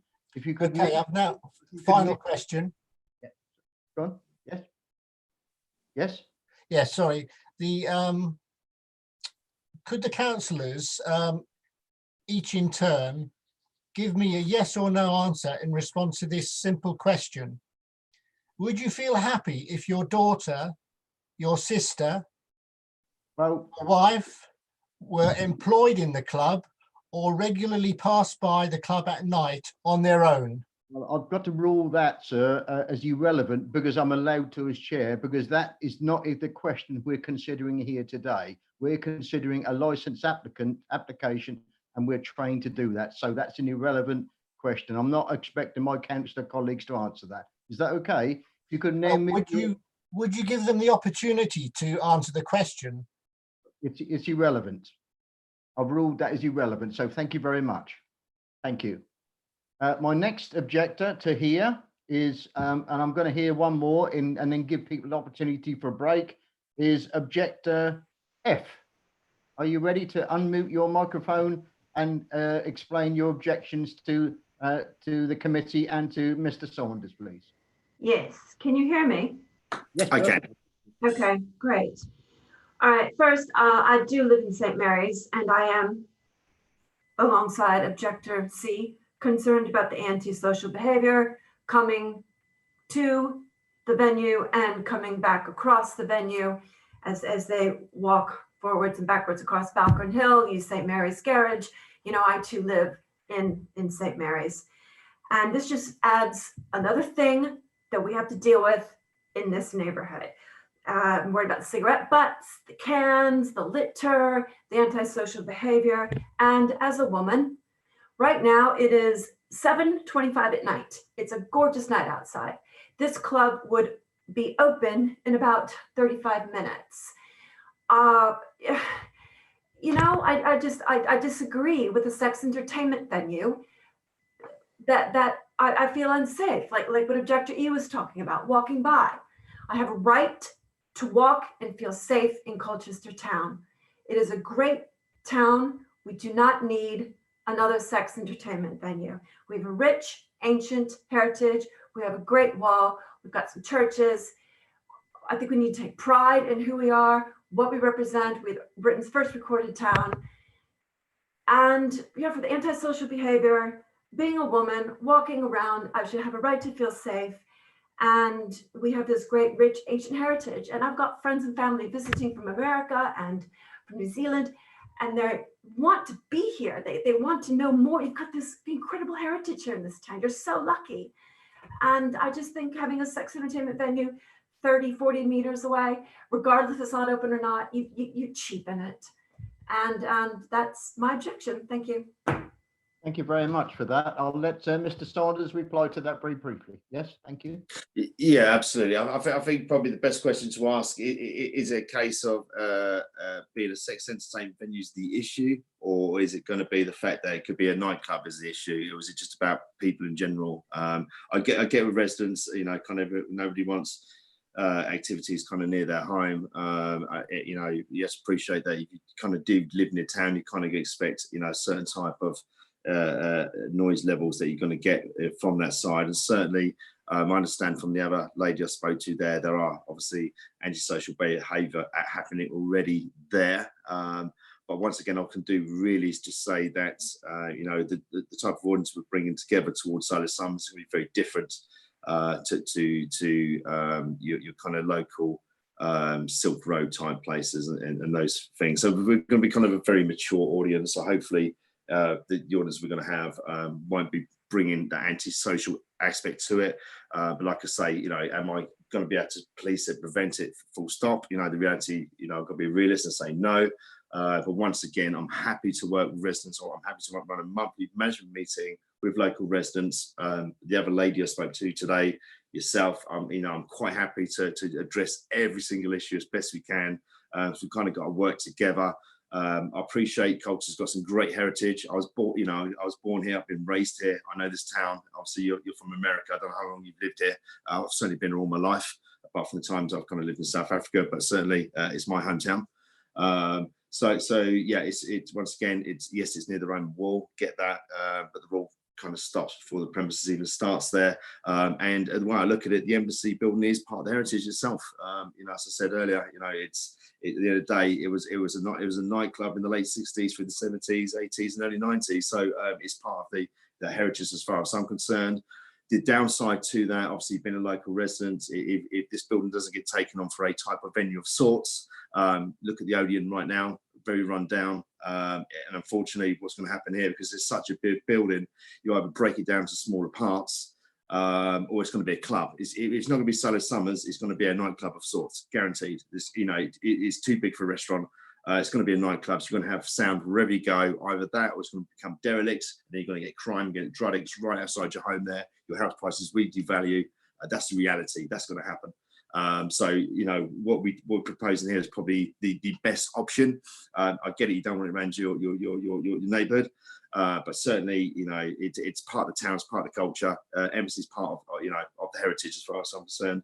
And I'm willing to work with residents to make it as safe as we can make it, from that side. So yeah, I'm a fair guy. I'm happy to work with everyone to do that.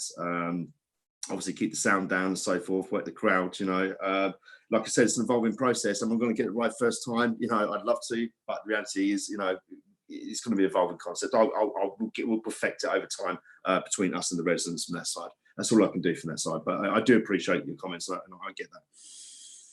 Thank you very much. Thank you, Ian. Thank you, Mr. Saunders. We've got the option now to have a break for 5 minutes, a physical needs break, if anybody feels that it's needed. Does anybody feel they want a PNB? I wouldn't say no. Is that okay? Please. You want to carry on? I know, 5 minutes. 5 minutes, yeah. Dave, 5 minutes, yeah, it'd be great. Matthew, could you arrange an adjournment for 5 minutes, please? Yep. Thanks, Chairman. We'll adjourn the meeting here until 25 to 8. Thank you. Rest assured, all the rest of the objectives you will be heard. Don't worry. Chairman, could I just make it clear to participants that whilst you're on the break, both the live stream continues. So you may want to mute your microphones and possibly turn off your videos just while we have a quick break.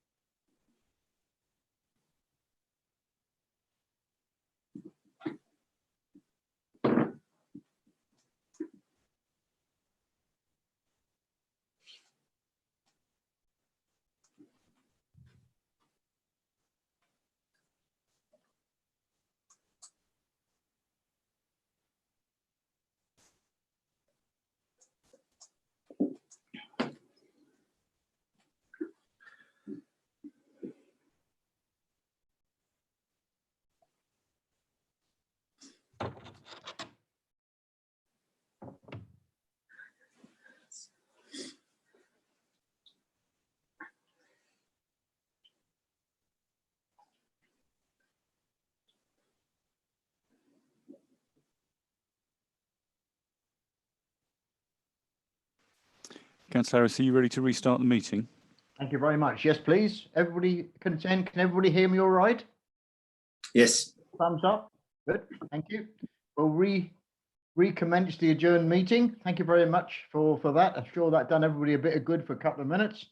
My next objector to hear from is Objector H.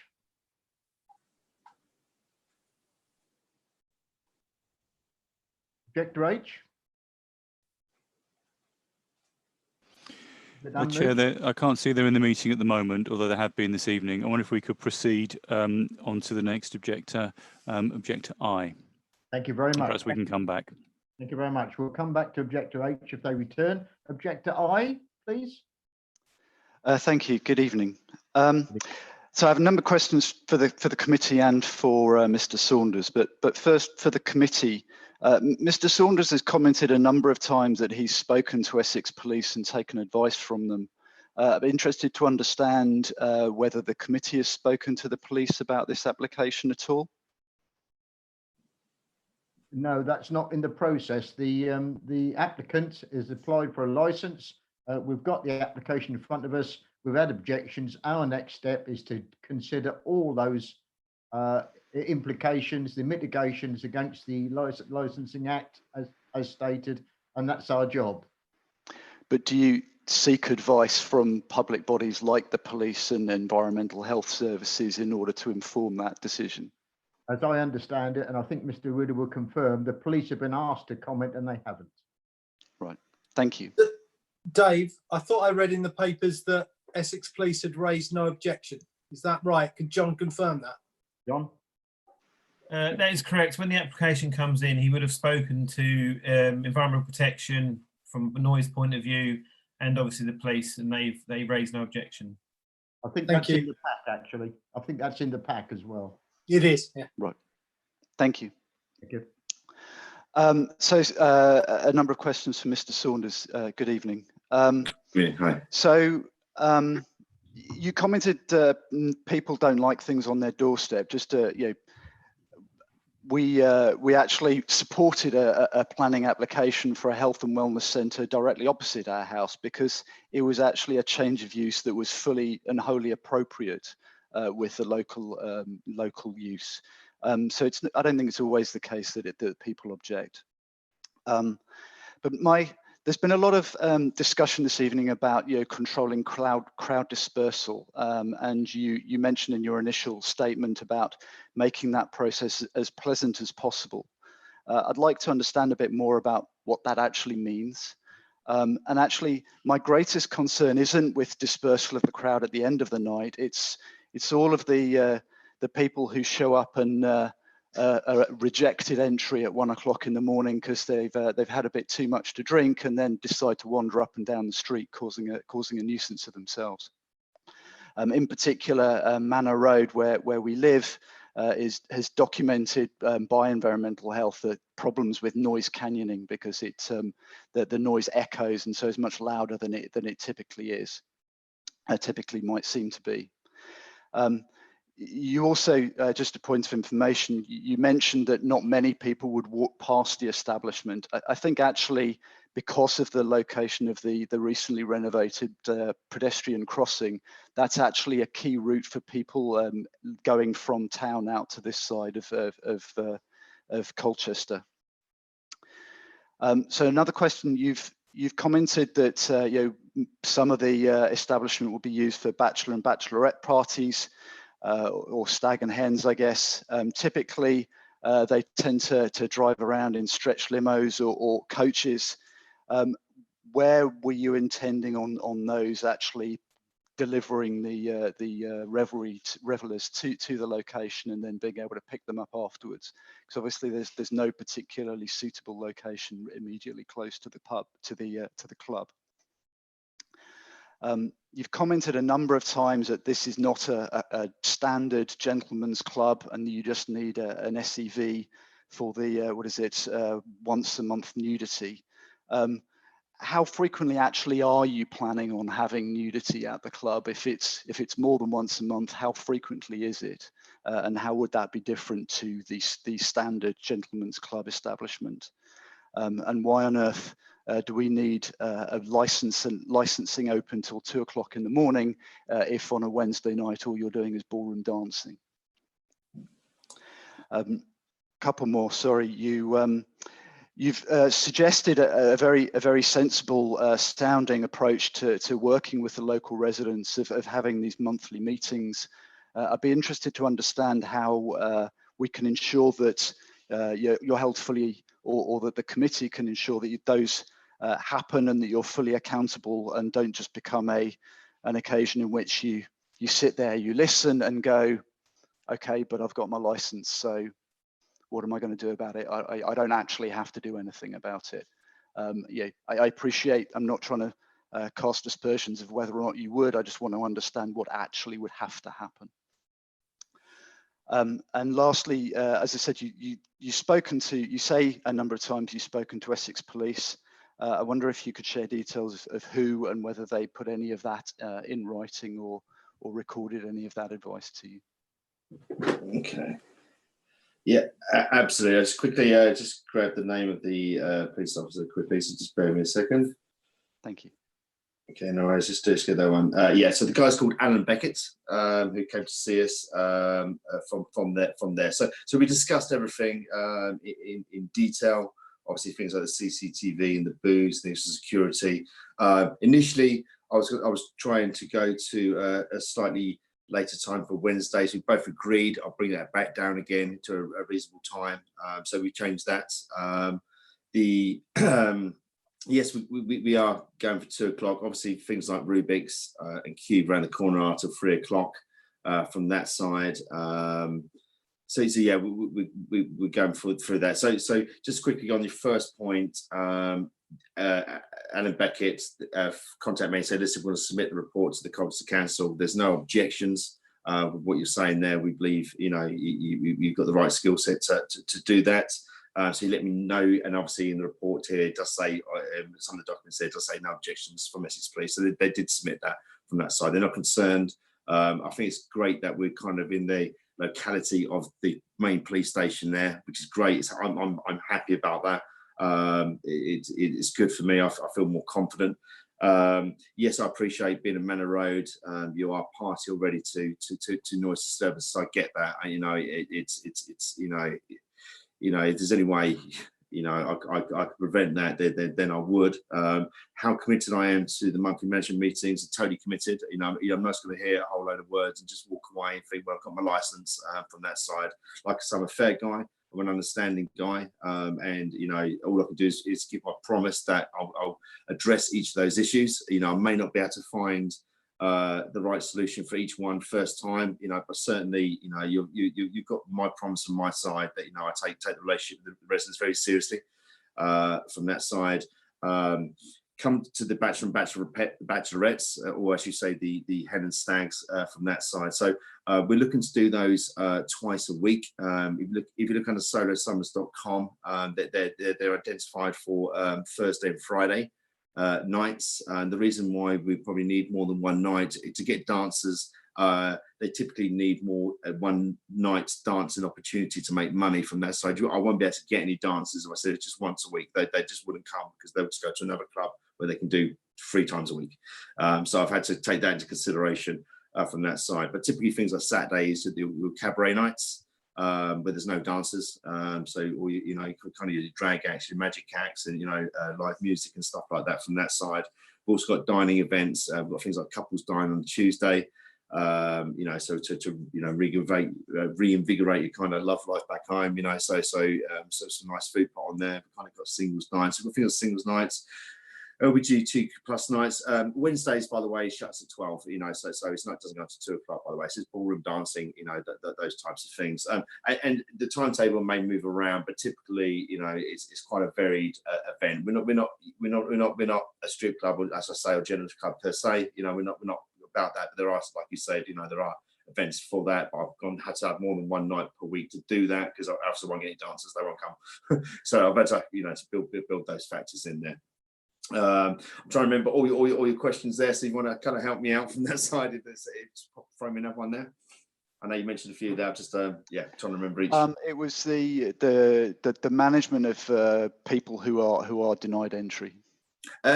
Yeah, absolutely. I mean, certainly we won't allow people in after 1 o'clock anyway. You're absolutely right. Are they going to get upset about that? It's just the door policy, I'm afraid. So, you know, the likelihood of them going to say Rubik's or Cube, which is until 3 o'clock, where they will get in, is probably their best bet. You know, from that side, we certainly stop people coming in after a certain time, because you know we certainly don't want to allow people in that already drunk, you know, from that side, because it's not fair on the people we have in the building already. They don't want a kind of a peaceful night themselves. So obviously we'll cap that. It's one of the rules. You know, we don't certainly want to get them upset by that. But certainly there are places literally around the corner where they can get let in if that's what they're after. If they're after a drink, it'll be there. You know, from that side. Things like crowd disbursements. How do we police that? Once again, the secret is for everyone to leave as quietly as possible. There will be signs outside to say, please, you know, obviously residents outside there, and disperse them in an orderly fashion as quickly as possible. Get them around the corner. Yeah, could they walk up Manor Road? I've got to be a realist. Yeah, that's possible. You know, that's, you know, it sounds like it's already going on now. You know, so I'm sorry to hear. It's, you know, I like to think that we are not going to add to that, but like I said, I'm a realist. Could it add to that?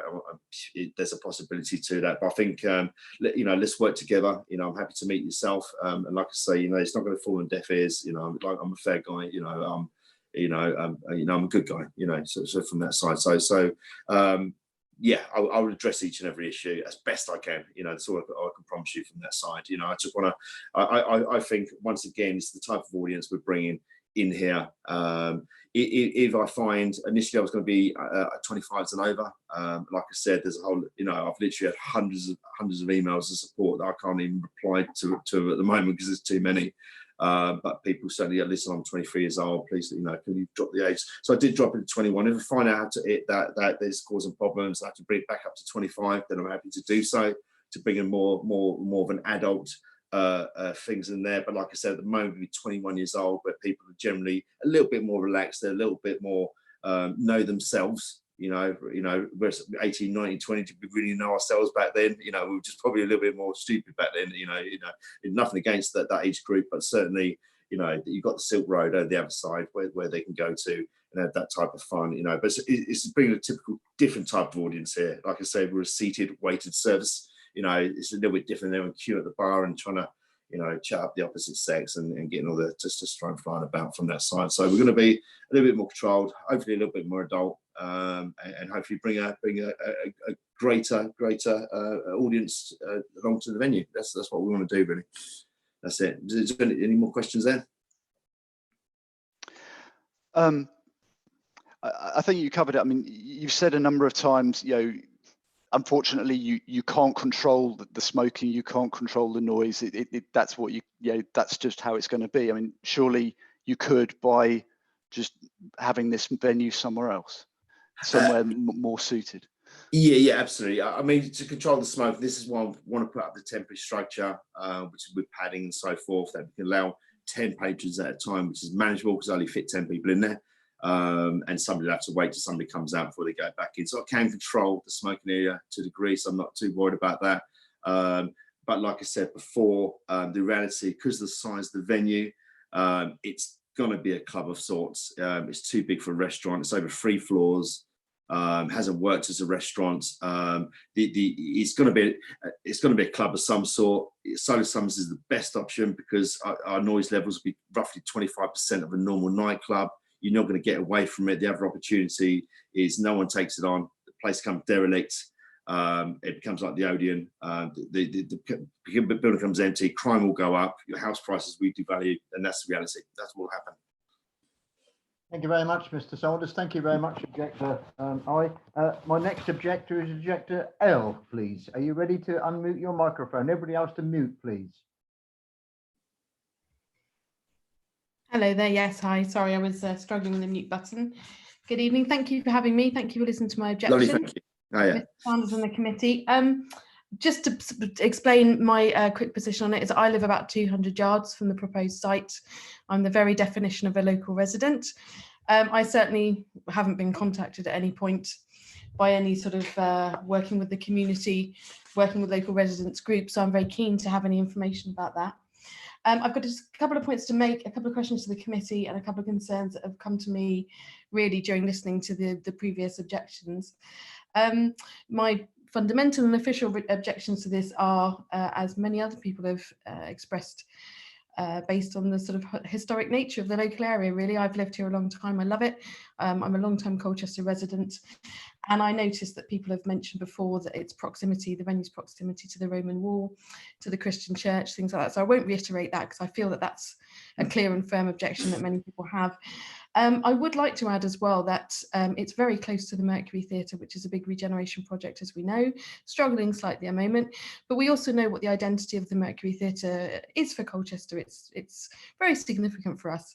And I would argue that not just that this would be detrimental to the Mercury Theatre because of its proximity to it, but Mr. Saunders, one of the points you made earlier was that because you'll only be open in the evening, young people, children wouldn't be passing.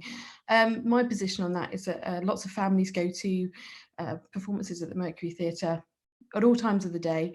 And so there definitely will be times when children and young people will be leaving the theatre and will be near to this sex club. And that is of concern to me.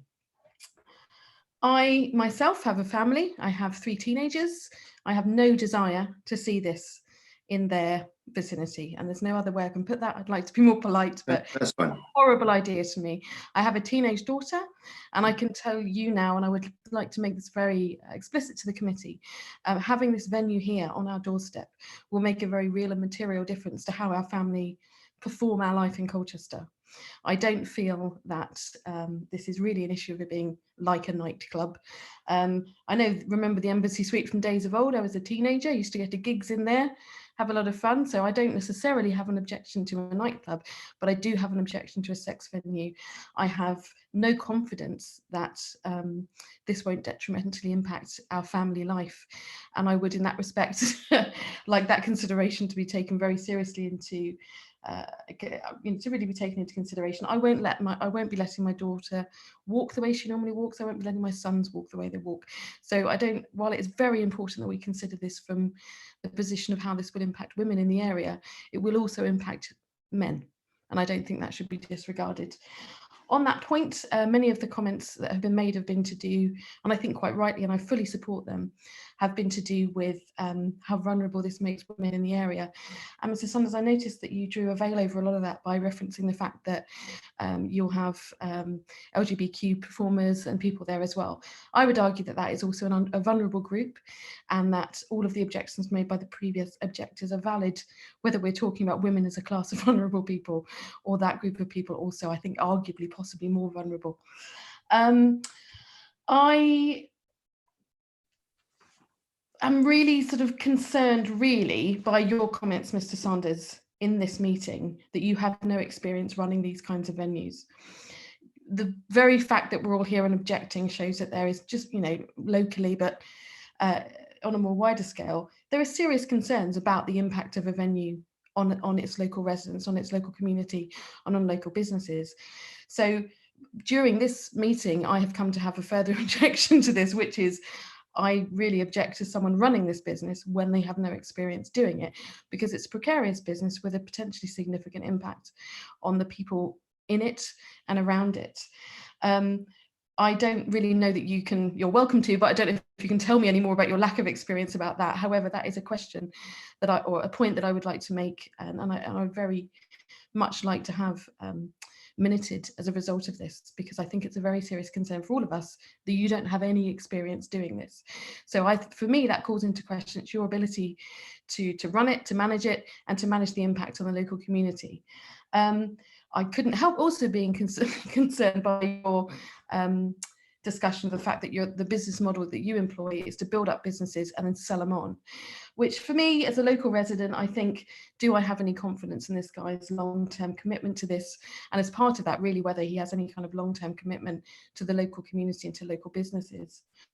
Of course, the antisocial behaviour issues, anyone on this Zoom meeting will know, if you're a resident of St Mary's, you have to take it slightly in your stride. We live in the town, it's an issue, but it is bad enough. And I think that is a quite significant concern for me. It's already bad enough without having a sex venue kicking out what sounds like 3 nights a week of bachelor and bachelorette parties at 2 o'clock in the morning or whenever it might be.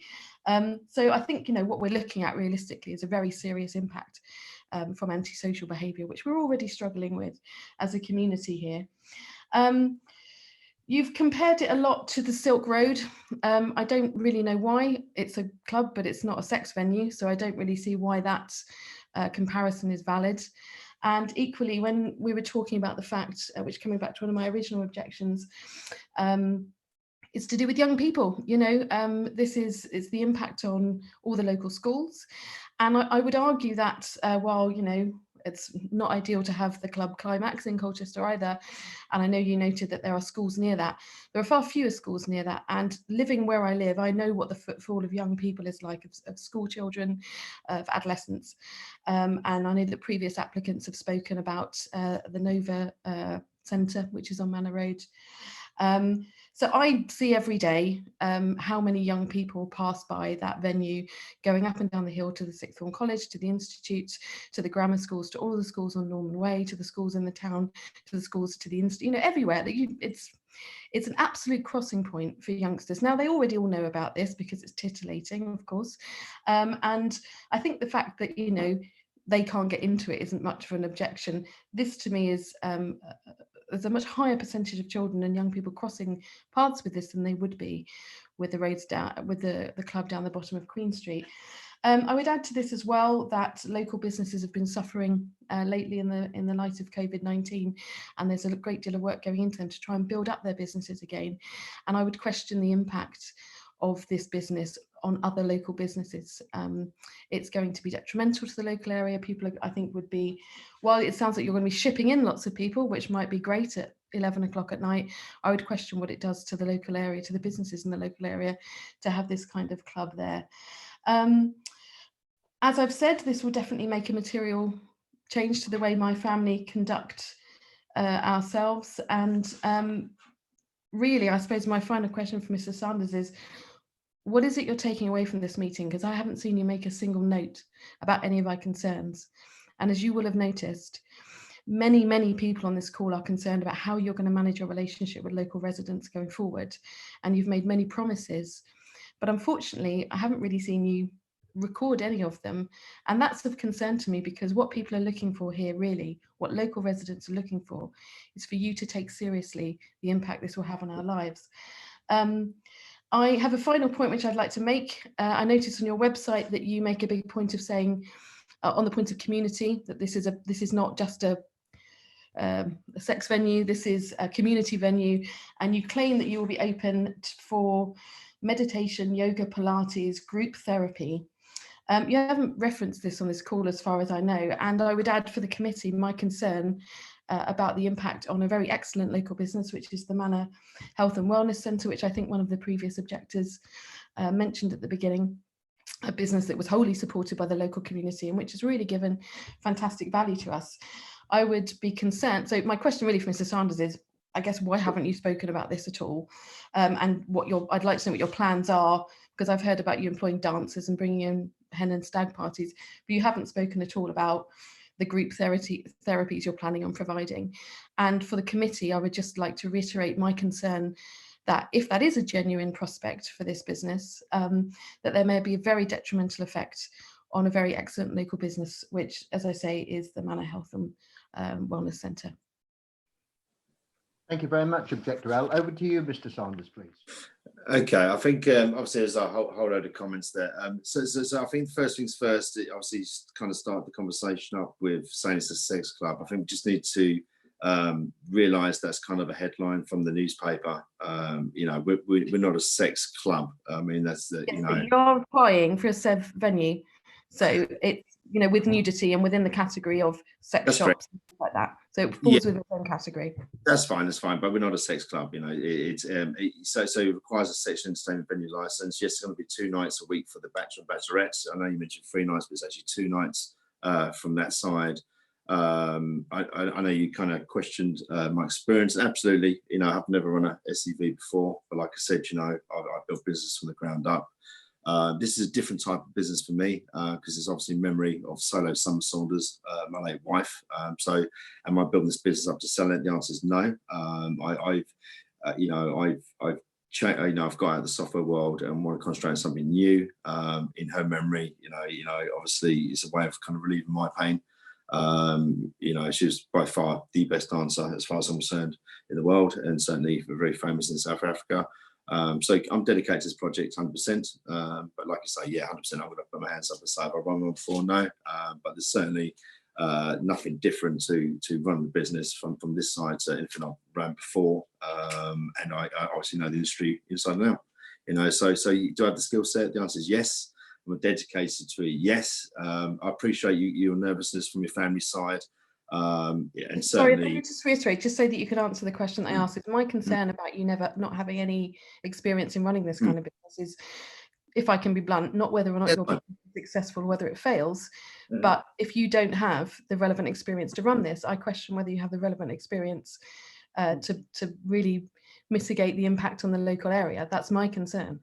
Okay. But first of all, somebody at some point somewhere has got to open up the first SEV without experience. That's the reality, you know. So this will be my first time. Could I open up more clubs in the future with my experience? Absolutely. But at some point, someone's got to have a club. You can't just say, right, now we've got the SEVs in place, only people that have ever ran one can open one again, and that's not realistic, right? So you've got to start at some point, you know. So it's probably a little bit of an unfair comment. I think the question is, what we're looking at here is the impact on the local environment, whether that's businesses, residents, and things like that. And it may be that it's more appropriate, if we have to have a SEV licensed business, it may be that it's more appropriate that we have someone open one with the experience of running one, because they would have the skills, they would already have the skill set required to mitigate the impact on the local area. And as I would say, I started my objection to you saying, I live 200 yards from this building, and I've had no contact from you or anyone to do with your business about the fact it's even opening. And that for me is something of a red flag. Yeah, we certainly won't be contacting you yet, because we're not opening at the moment, because we're just going through this process. So you certainly won't be hearing from me now here. But you certainly, if you require somebody else to, with SEV experience, to rather open up instead of me, then what you're going to get is a strip club business open 7 days a week. If you prefer that instead because they've got experience, then that's fine by you. But me, I'm running it. We're not quite a strip club or gentleman's club per se. We're just going to bachelor and bachelorette parties, but certainly something's going to go in that building. So yes, you're 200 yards away, but you're going to have something there. Like I said before, if it's a banging nightclub, then you're going to have a sound issue. You're going to have younger teenagers walking around. You're going to have more antisocial behaviour happening in your area. Something's going to happen there. Yes, on my website there, if you look under there, it talks about community spirit. So yes, do we need the venue during the day? Absolutely not. So the idea behind that is me allowing people that are either running businesses that are either donation based or free services like holistic healing, providing them the venue free of charge. So so I can give back. I allow them to use the venue to run these services. That's me being kind, because I understand the power of giving back from that side, and I want to provide that. If the venue's not been used to 8 o'clock, I'm happy for the community to use that. We've also got I think that speaks to my concern about the impact on the Manor Road Health Centre. If you're then providing free venues, and it sounds very nice, but I have then an even more specific concern about the impact on that business. Yeah, absolutely. But it's not me running these events. These are just examples online. These could be used for absolutely any small business out there that wants to have a venue. This is how you're representing yourself on your website. I'm taking this directly from your current website. Absolutely. It's about giving something to the community here. So it's not all about me running these events. Yes, I need the venue after 8 p.m, but if the building's empty and the community want to use that, I've got private hire for the club downstairs as well. If people want to hire these places, I'm happy to do that. Do you see what I'm saying? So I'm trying to give back. It's not supposed to be a negative, it's actually a positive, so I'm trying to think about the local residents around me, that if I can help, then I will. From that side, what about the local businesses? Thank you, Mr. Golders. The only bit that you didn't answer of Objector L, she made a few points about. I know you've said it before, but just to tease it out of you again, the number of children, school children, passing by there that she mentioned several times. I wondered if you could respond to that, please. Yeah, absolutely. Once again, we're number one is the main thing is we're not a sex club. Our signage doesn't say we're a sex club. It just literally says Silo Summers and the website. We're non-offensive for passers-by. Certainly, if there's school children out there that read the papers, unfortunately, the glorified headings of the sex club, that's not my fault. That's kind of the newspaper headlines that people bought into, but we're certainly not that type of venue. Schools will certainly be closed by 8 p.m. So, they'll be home and in bed, hopefully, from that side. So, it's not an issue. We're not anybody's face. We're not.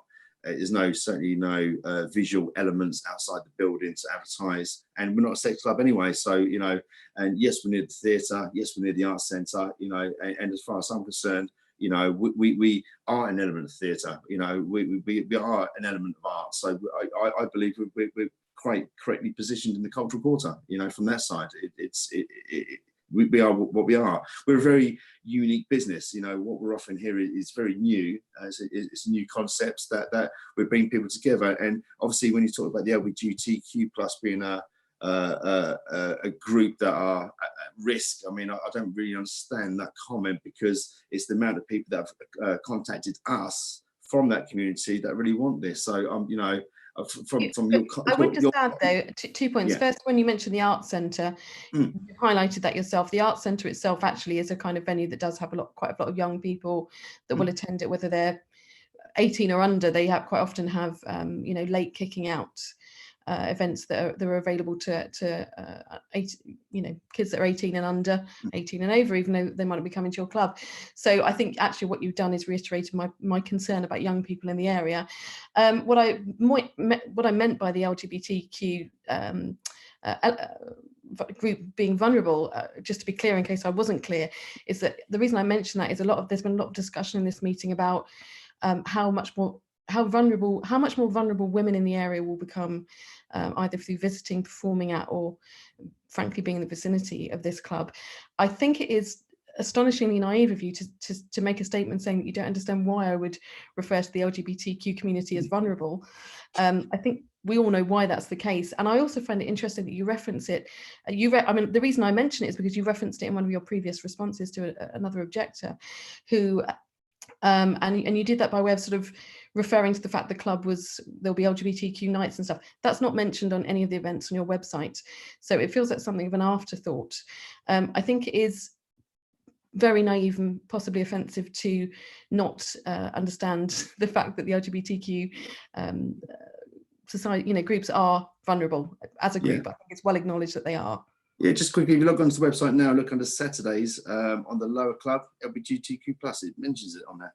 Under there's cabaret nights on there. So it's on there. So you just need to maybe relook at that again. So we thought about everybody, every eventuality here. We certainly don't see them as a vulnerable place. We're offering them a place, a safe place where they can come together, where they'll be accepted. So this is probably the best place for them. because you're right, they don't know where to go, you know, but we're offering a place to express themselves, you know, from that side. I'm trying to incorporate every age group, every sexual orientation. I'm just trying to give a place for all. That's all I'm trying to do here, is trying to create a place for everybody to come. That's what I'm trying to do. You know, yes, it's unfortunate that, yeah, I'm going for an element that does require, you know, the nudity part. I get that, you know, that's why we're here. That's why I haven't really spoke about. It does have to. Well, that's the thing.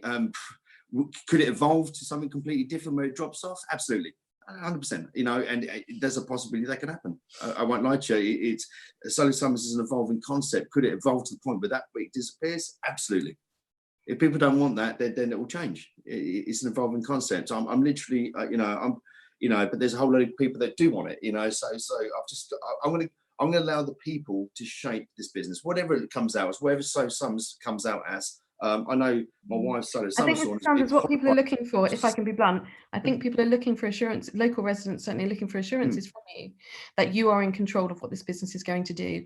And by making comments that say you're going to allow people to shape it, for me as a local resident, it raises concerns with me that you don't really have a plan. And you've said yourself you have no experience in this business, and that we could potentially find that this application is approved, and in 6 months' time or a year's time, as you say, it has become something else. Okay. And there is concern about what else it might become. Yeah, I mean, Thank you. I mean, you already thought it was a sex club. I mean, what more worse can it get? Thank you, Mr. Sanders. My next objector is Objector O. Objector O, are you ready to turn on your microphone? Yeah, I'm ready and unmuted, I think, yeah. Thank you very much. Thank you. Okay, thanks very much for inviting me. My objection is based on some experience, which is that I've worked in safeguarding for a number of years and in a number of different places. I haven't worked in safeguarding in Colchester, so my experience is drawn from other areas, one in London and one a little bit further away. And in two places, the sexual entertainment venues caused considerable issues for the locality. And that's because they do attract people who are victims of modern slavery, people who are trafficked, and people who are exploited, either because the women themselves need the money, or the traffickers are looking for somewhere for women to go, normally women. They are incredibly difficult to manage venues.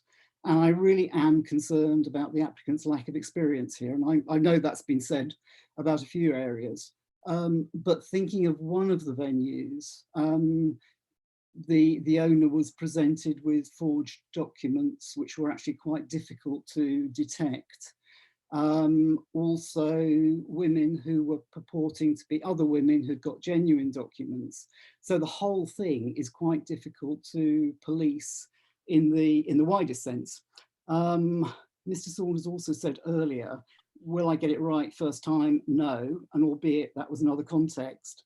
This is actually one of those areas where it has to be right, because we can't afford to be responsible for any more trafficking, modern slaves, or exploitation than we are at the moment. So it's a hideous area that we really need to work very hard on.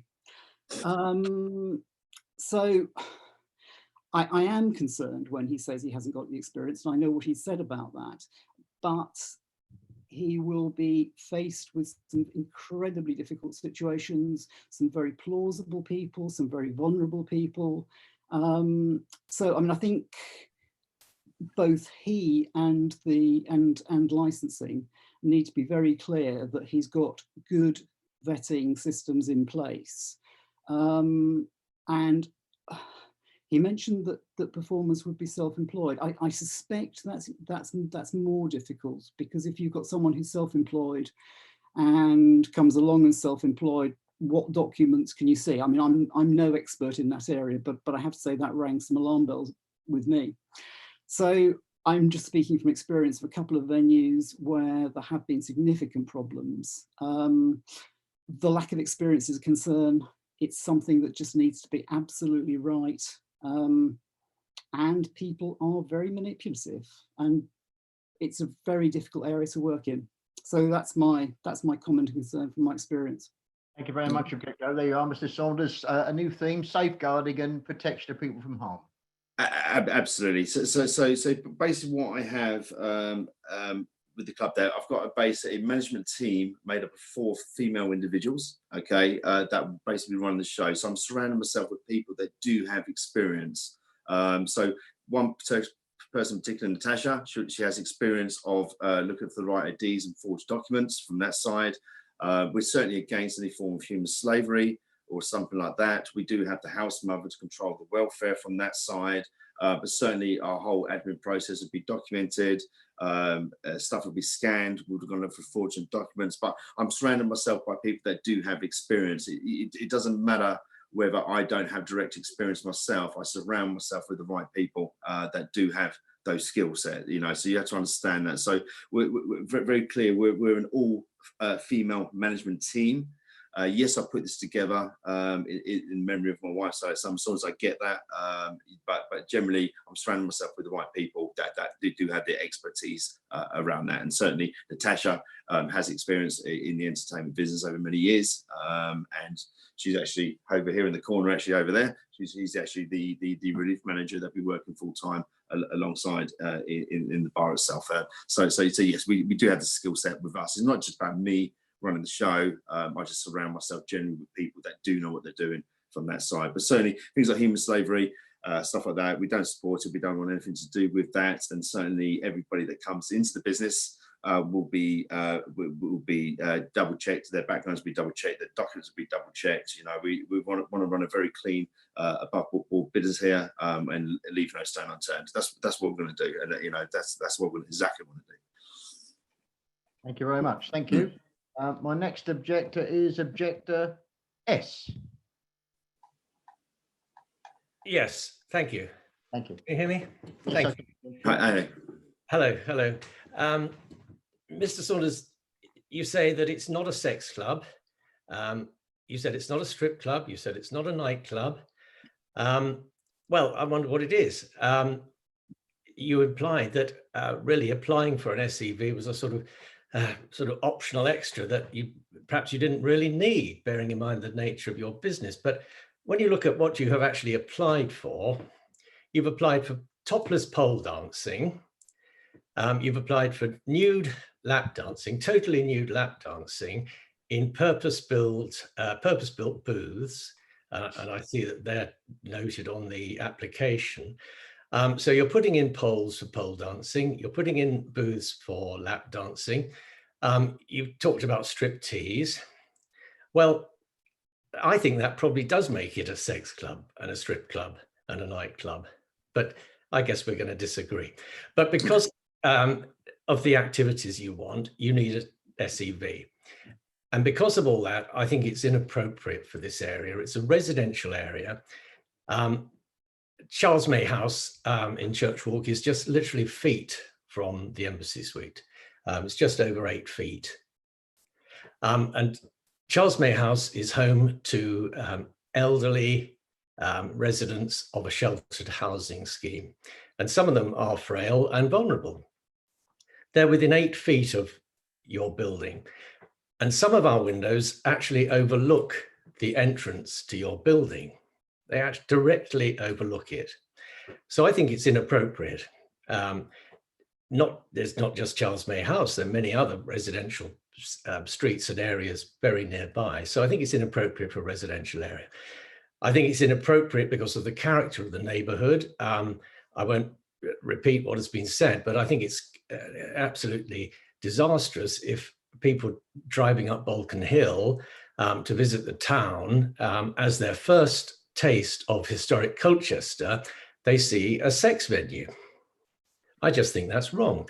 I think, as an objector said earlier, I think Colchester can do better than that.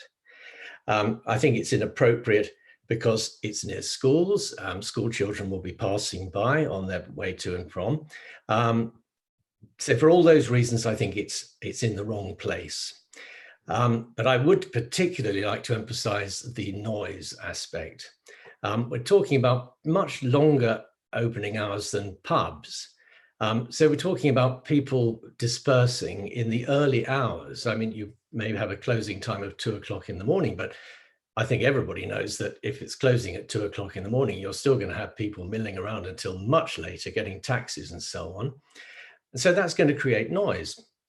And certainly in the case of Charles May House, which I'm involved with, housing elderly people right on your doorstep, I just think they deserve a decent night's sleep.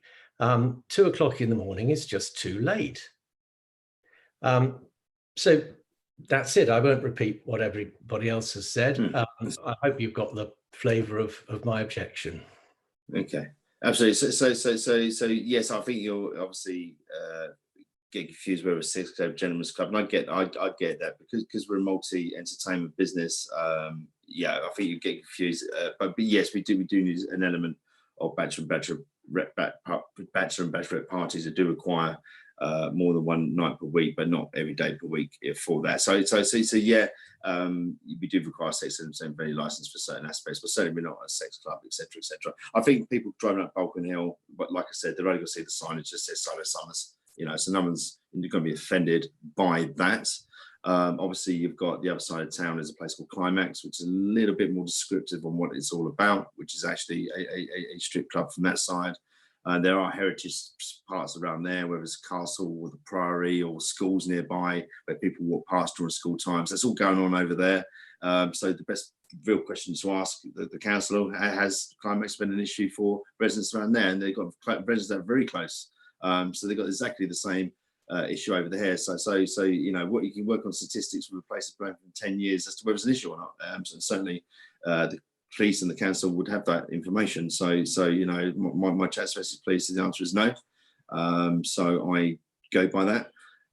But certainly the frail care at the top there, absolutely, it's all we do here, we've got soundproofing is to make it as quiet as possible in there. I have spoken to, like I said earlier, a lovely lady, one of the residents there, that says all the people here have no problem with it.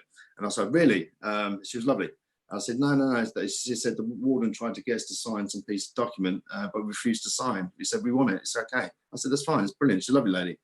So I'm quite surprised by that. So I've sounds more warden driven than resident driven, but it's fine. But yeah, they're invited in for the ballroom dance, and they're very excited to come to the cabaret. Certainly the couple of nights bachelor and bachelorettes won't be for them. Absolutely not. It's not for everybody. But certainly cabaret, absolutely ballroom dance on Wednesday. Yeah, they're more than welcome to be invited, as far as I'm concerned, because this place is not ageist. It's for everybody, and certainly the residents of that are more than welcome. But certainly from a noise point of view, we've got the soundproofing, like I said earlier. We've kind of invested in kind of these, which go up. So we're going to block the sound out as much as possible from that side, control the crowds coming out, get the people in the buildings. There's not queues outside there as quickly as possible. So all we can do is control the sound as best we can without, obviously giving them disturbing their night's sleep. But certainly the sound from the internal stuff will be controlled. We're going to do as best we can. And like I said, I know everyone, I will have monthly meetings with local residents. I know one lady's upset that I didn't write things down because I'm a clever guy. I can record things quite easily. Yeah, so from my side, yes, that's my promise. I'll meet the residents, not just me, but with my management team, and make this happen. It's I know somebody said, if I don't get this right first time, it's not, doesn't mean the club right first time. I'm talking about that, when we're trying to create a win-win situation between us and residents, is will I get that right first time? It's going to affect it between us to try and get as best we can. That's all I can promise. There's a lot of places out there that won't even bother giving you that opportunity to do that. They're just run for the license. But like I said, I'm a fair guy. I mean what I say, and that's all I can do from that side. But yeah, but certainly the residents I spoke to were absolutely lovely. So I'm kind of very surprised, but it's fine. All we do is to try and keep the noise down. Thank you very much, Mr. Saunders. Is Objector H online, please? Chairman, no, they're not, unfortunately. It looks like they're not been able to connect to the meeting tonight. Okay, well, to give fair chance to Objector H, their subject headings, Mr. Saunders, were proposed opening hours. You've dealt with that several times. Yeah. Crime and disorder. You've dealt with that several times. Noise and disturbance said mention Manor Road. 2 or 3 of the other objectives mention Manor Road, so you've dealt with that one. And the impact of external smoking and patrons, entertainers in the queue dispersal. I think Councillor Young asked questions on that. So Objector H, I hope if you hear this afterwards, you'll be satisfied that all those points have been raised that you want to be raised. That's the end of the objectors. What I intend to do now is to hand it over to my 2 councillor colleagues for any final questions from what they've heard so far from the objectors that they may have thought of since then, and then we'll give the chance to Mr. Saunders to sum up. So over to you first, Councillor Young. Thank you, Chair. Thank you, Dave. I haven't got anything else. I think some of the questions were very pertinent, and Mr. Saunders' answers were, I think, comprehensive. All I would say is that I don't think disparaging remarks about other nightclubs does your case much good, Mr. Saunders. So, you know, they've got licenses and they do a job, and the vast majority of our nightclubs and are well run, and they cater for different audiences. So yeah, that's what I was trying to get across. Is they cater for different audiences. It's fine. Yeah. Okay. I just thought, you know, some of your comments reflected badly on some of those other venues. And but apart from that, Dave, I don't think I've got any other questions. Thank you. Thank you very much, Councillor Young. Councillor Beverly Oxford. I do have one. The last objector was talking about people coming out and waiting around for taxis and making a racket. Is there any way that you could keep the people inside waiting for their taxis, and then when the taxi arrives, they go straight out to their taxi, so they're not all milling around with the chance of antisocial behaviour, noise and nuisance and things like that, to help the residents? Absolutely. We'd actually already thought about that as well. So within the, as you go through the main reception, as you go for the main entrance there's going to be a whole bench that goes all the way across there. So we're going to deal with just that. So we're going to have a direct line to a taxi service where we are taxi partner, and people can sit on that bench. We've already thought about that. So, but that's already the plan take place already, rather than waiting outside and phoning people and waiting outside. But yeah, correct. Thank you very much. Thank you, Councillor Oxford. Nothing else? No, thank you. That was a lot. Thank you. The only final point I had to make, which is not technically a licensing thing, but I'd ask it anyway, Mr. Saunders, is about disabled access and what happens in an emergency, please, upstairs, because I understand that from looking at your document here, you talk about disabled access and disabled toilets downstairs. That's correct. Yeah. So basically, what we have is so if you go from the lower club, there's a wheelchair ramp that goes down. So that already exists there. So they get into the lower club. If you need to get to the upper club, there's a lift from the lower club to the main club that take you up there, and also a disabled toilet on the downstairs with a dedicated disabled toilet. So we have all the disabled access already established within the building itself. Thank you very much, Mr. Saunders. I now I think my next job is to give you, according to my agenda, your chance to sum up and give your final case to put to the committee, who will retire after this to make a decision. Before I do that, or after I do that, I shall ask the legal officer to say a few words in summary before I close. So over to you, Mr. Saunders, first. Okay. Yeah, I'd like to obviously thank every single objector that came on there today, and I do appreciate all of their points. Obviously, with the local residents, you know, certainly if I was a local resident, I'd also be concerned. It's myself, you know. But I'd like to reiterate, you know, obviously, you know, we're not a sex club. I do appreciate that there are elements that you know that require a sexual entertainment venue license for. But certainly, you know, I'm a man of my word in the sense of we run the monthly management meetings, obviously to create a win-win situation between all parties. You know, I like to be as fair as I can. Yeah, it's yeah. I think I think wherever any business trying to open up in that particular venue, obviously will raise residents' attention. But like I said, due to the size of the venue, I don't think you're going to get away from it being a club of sorts, without it being kind of emptied and derelict and run down. But certainly, I'd probably say So Summers is probably the best option.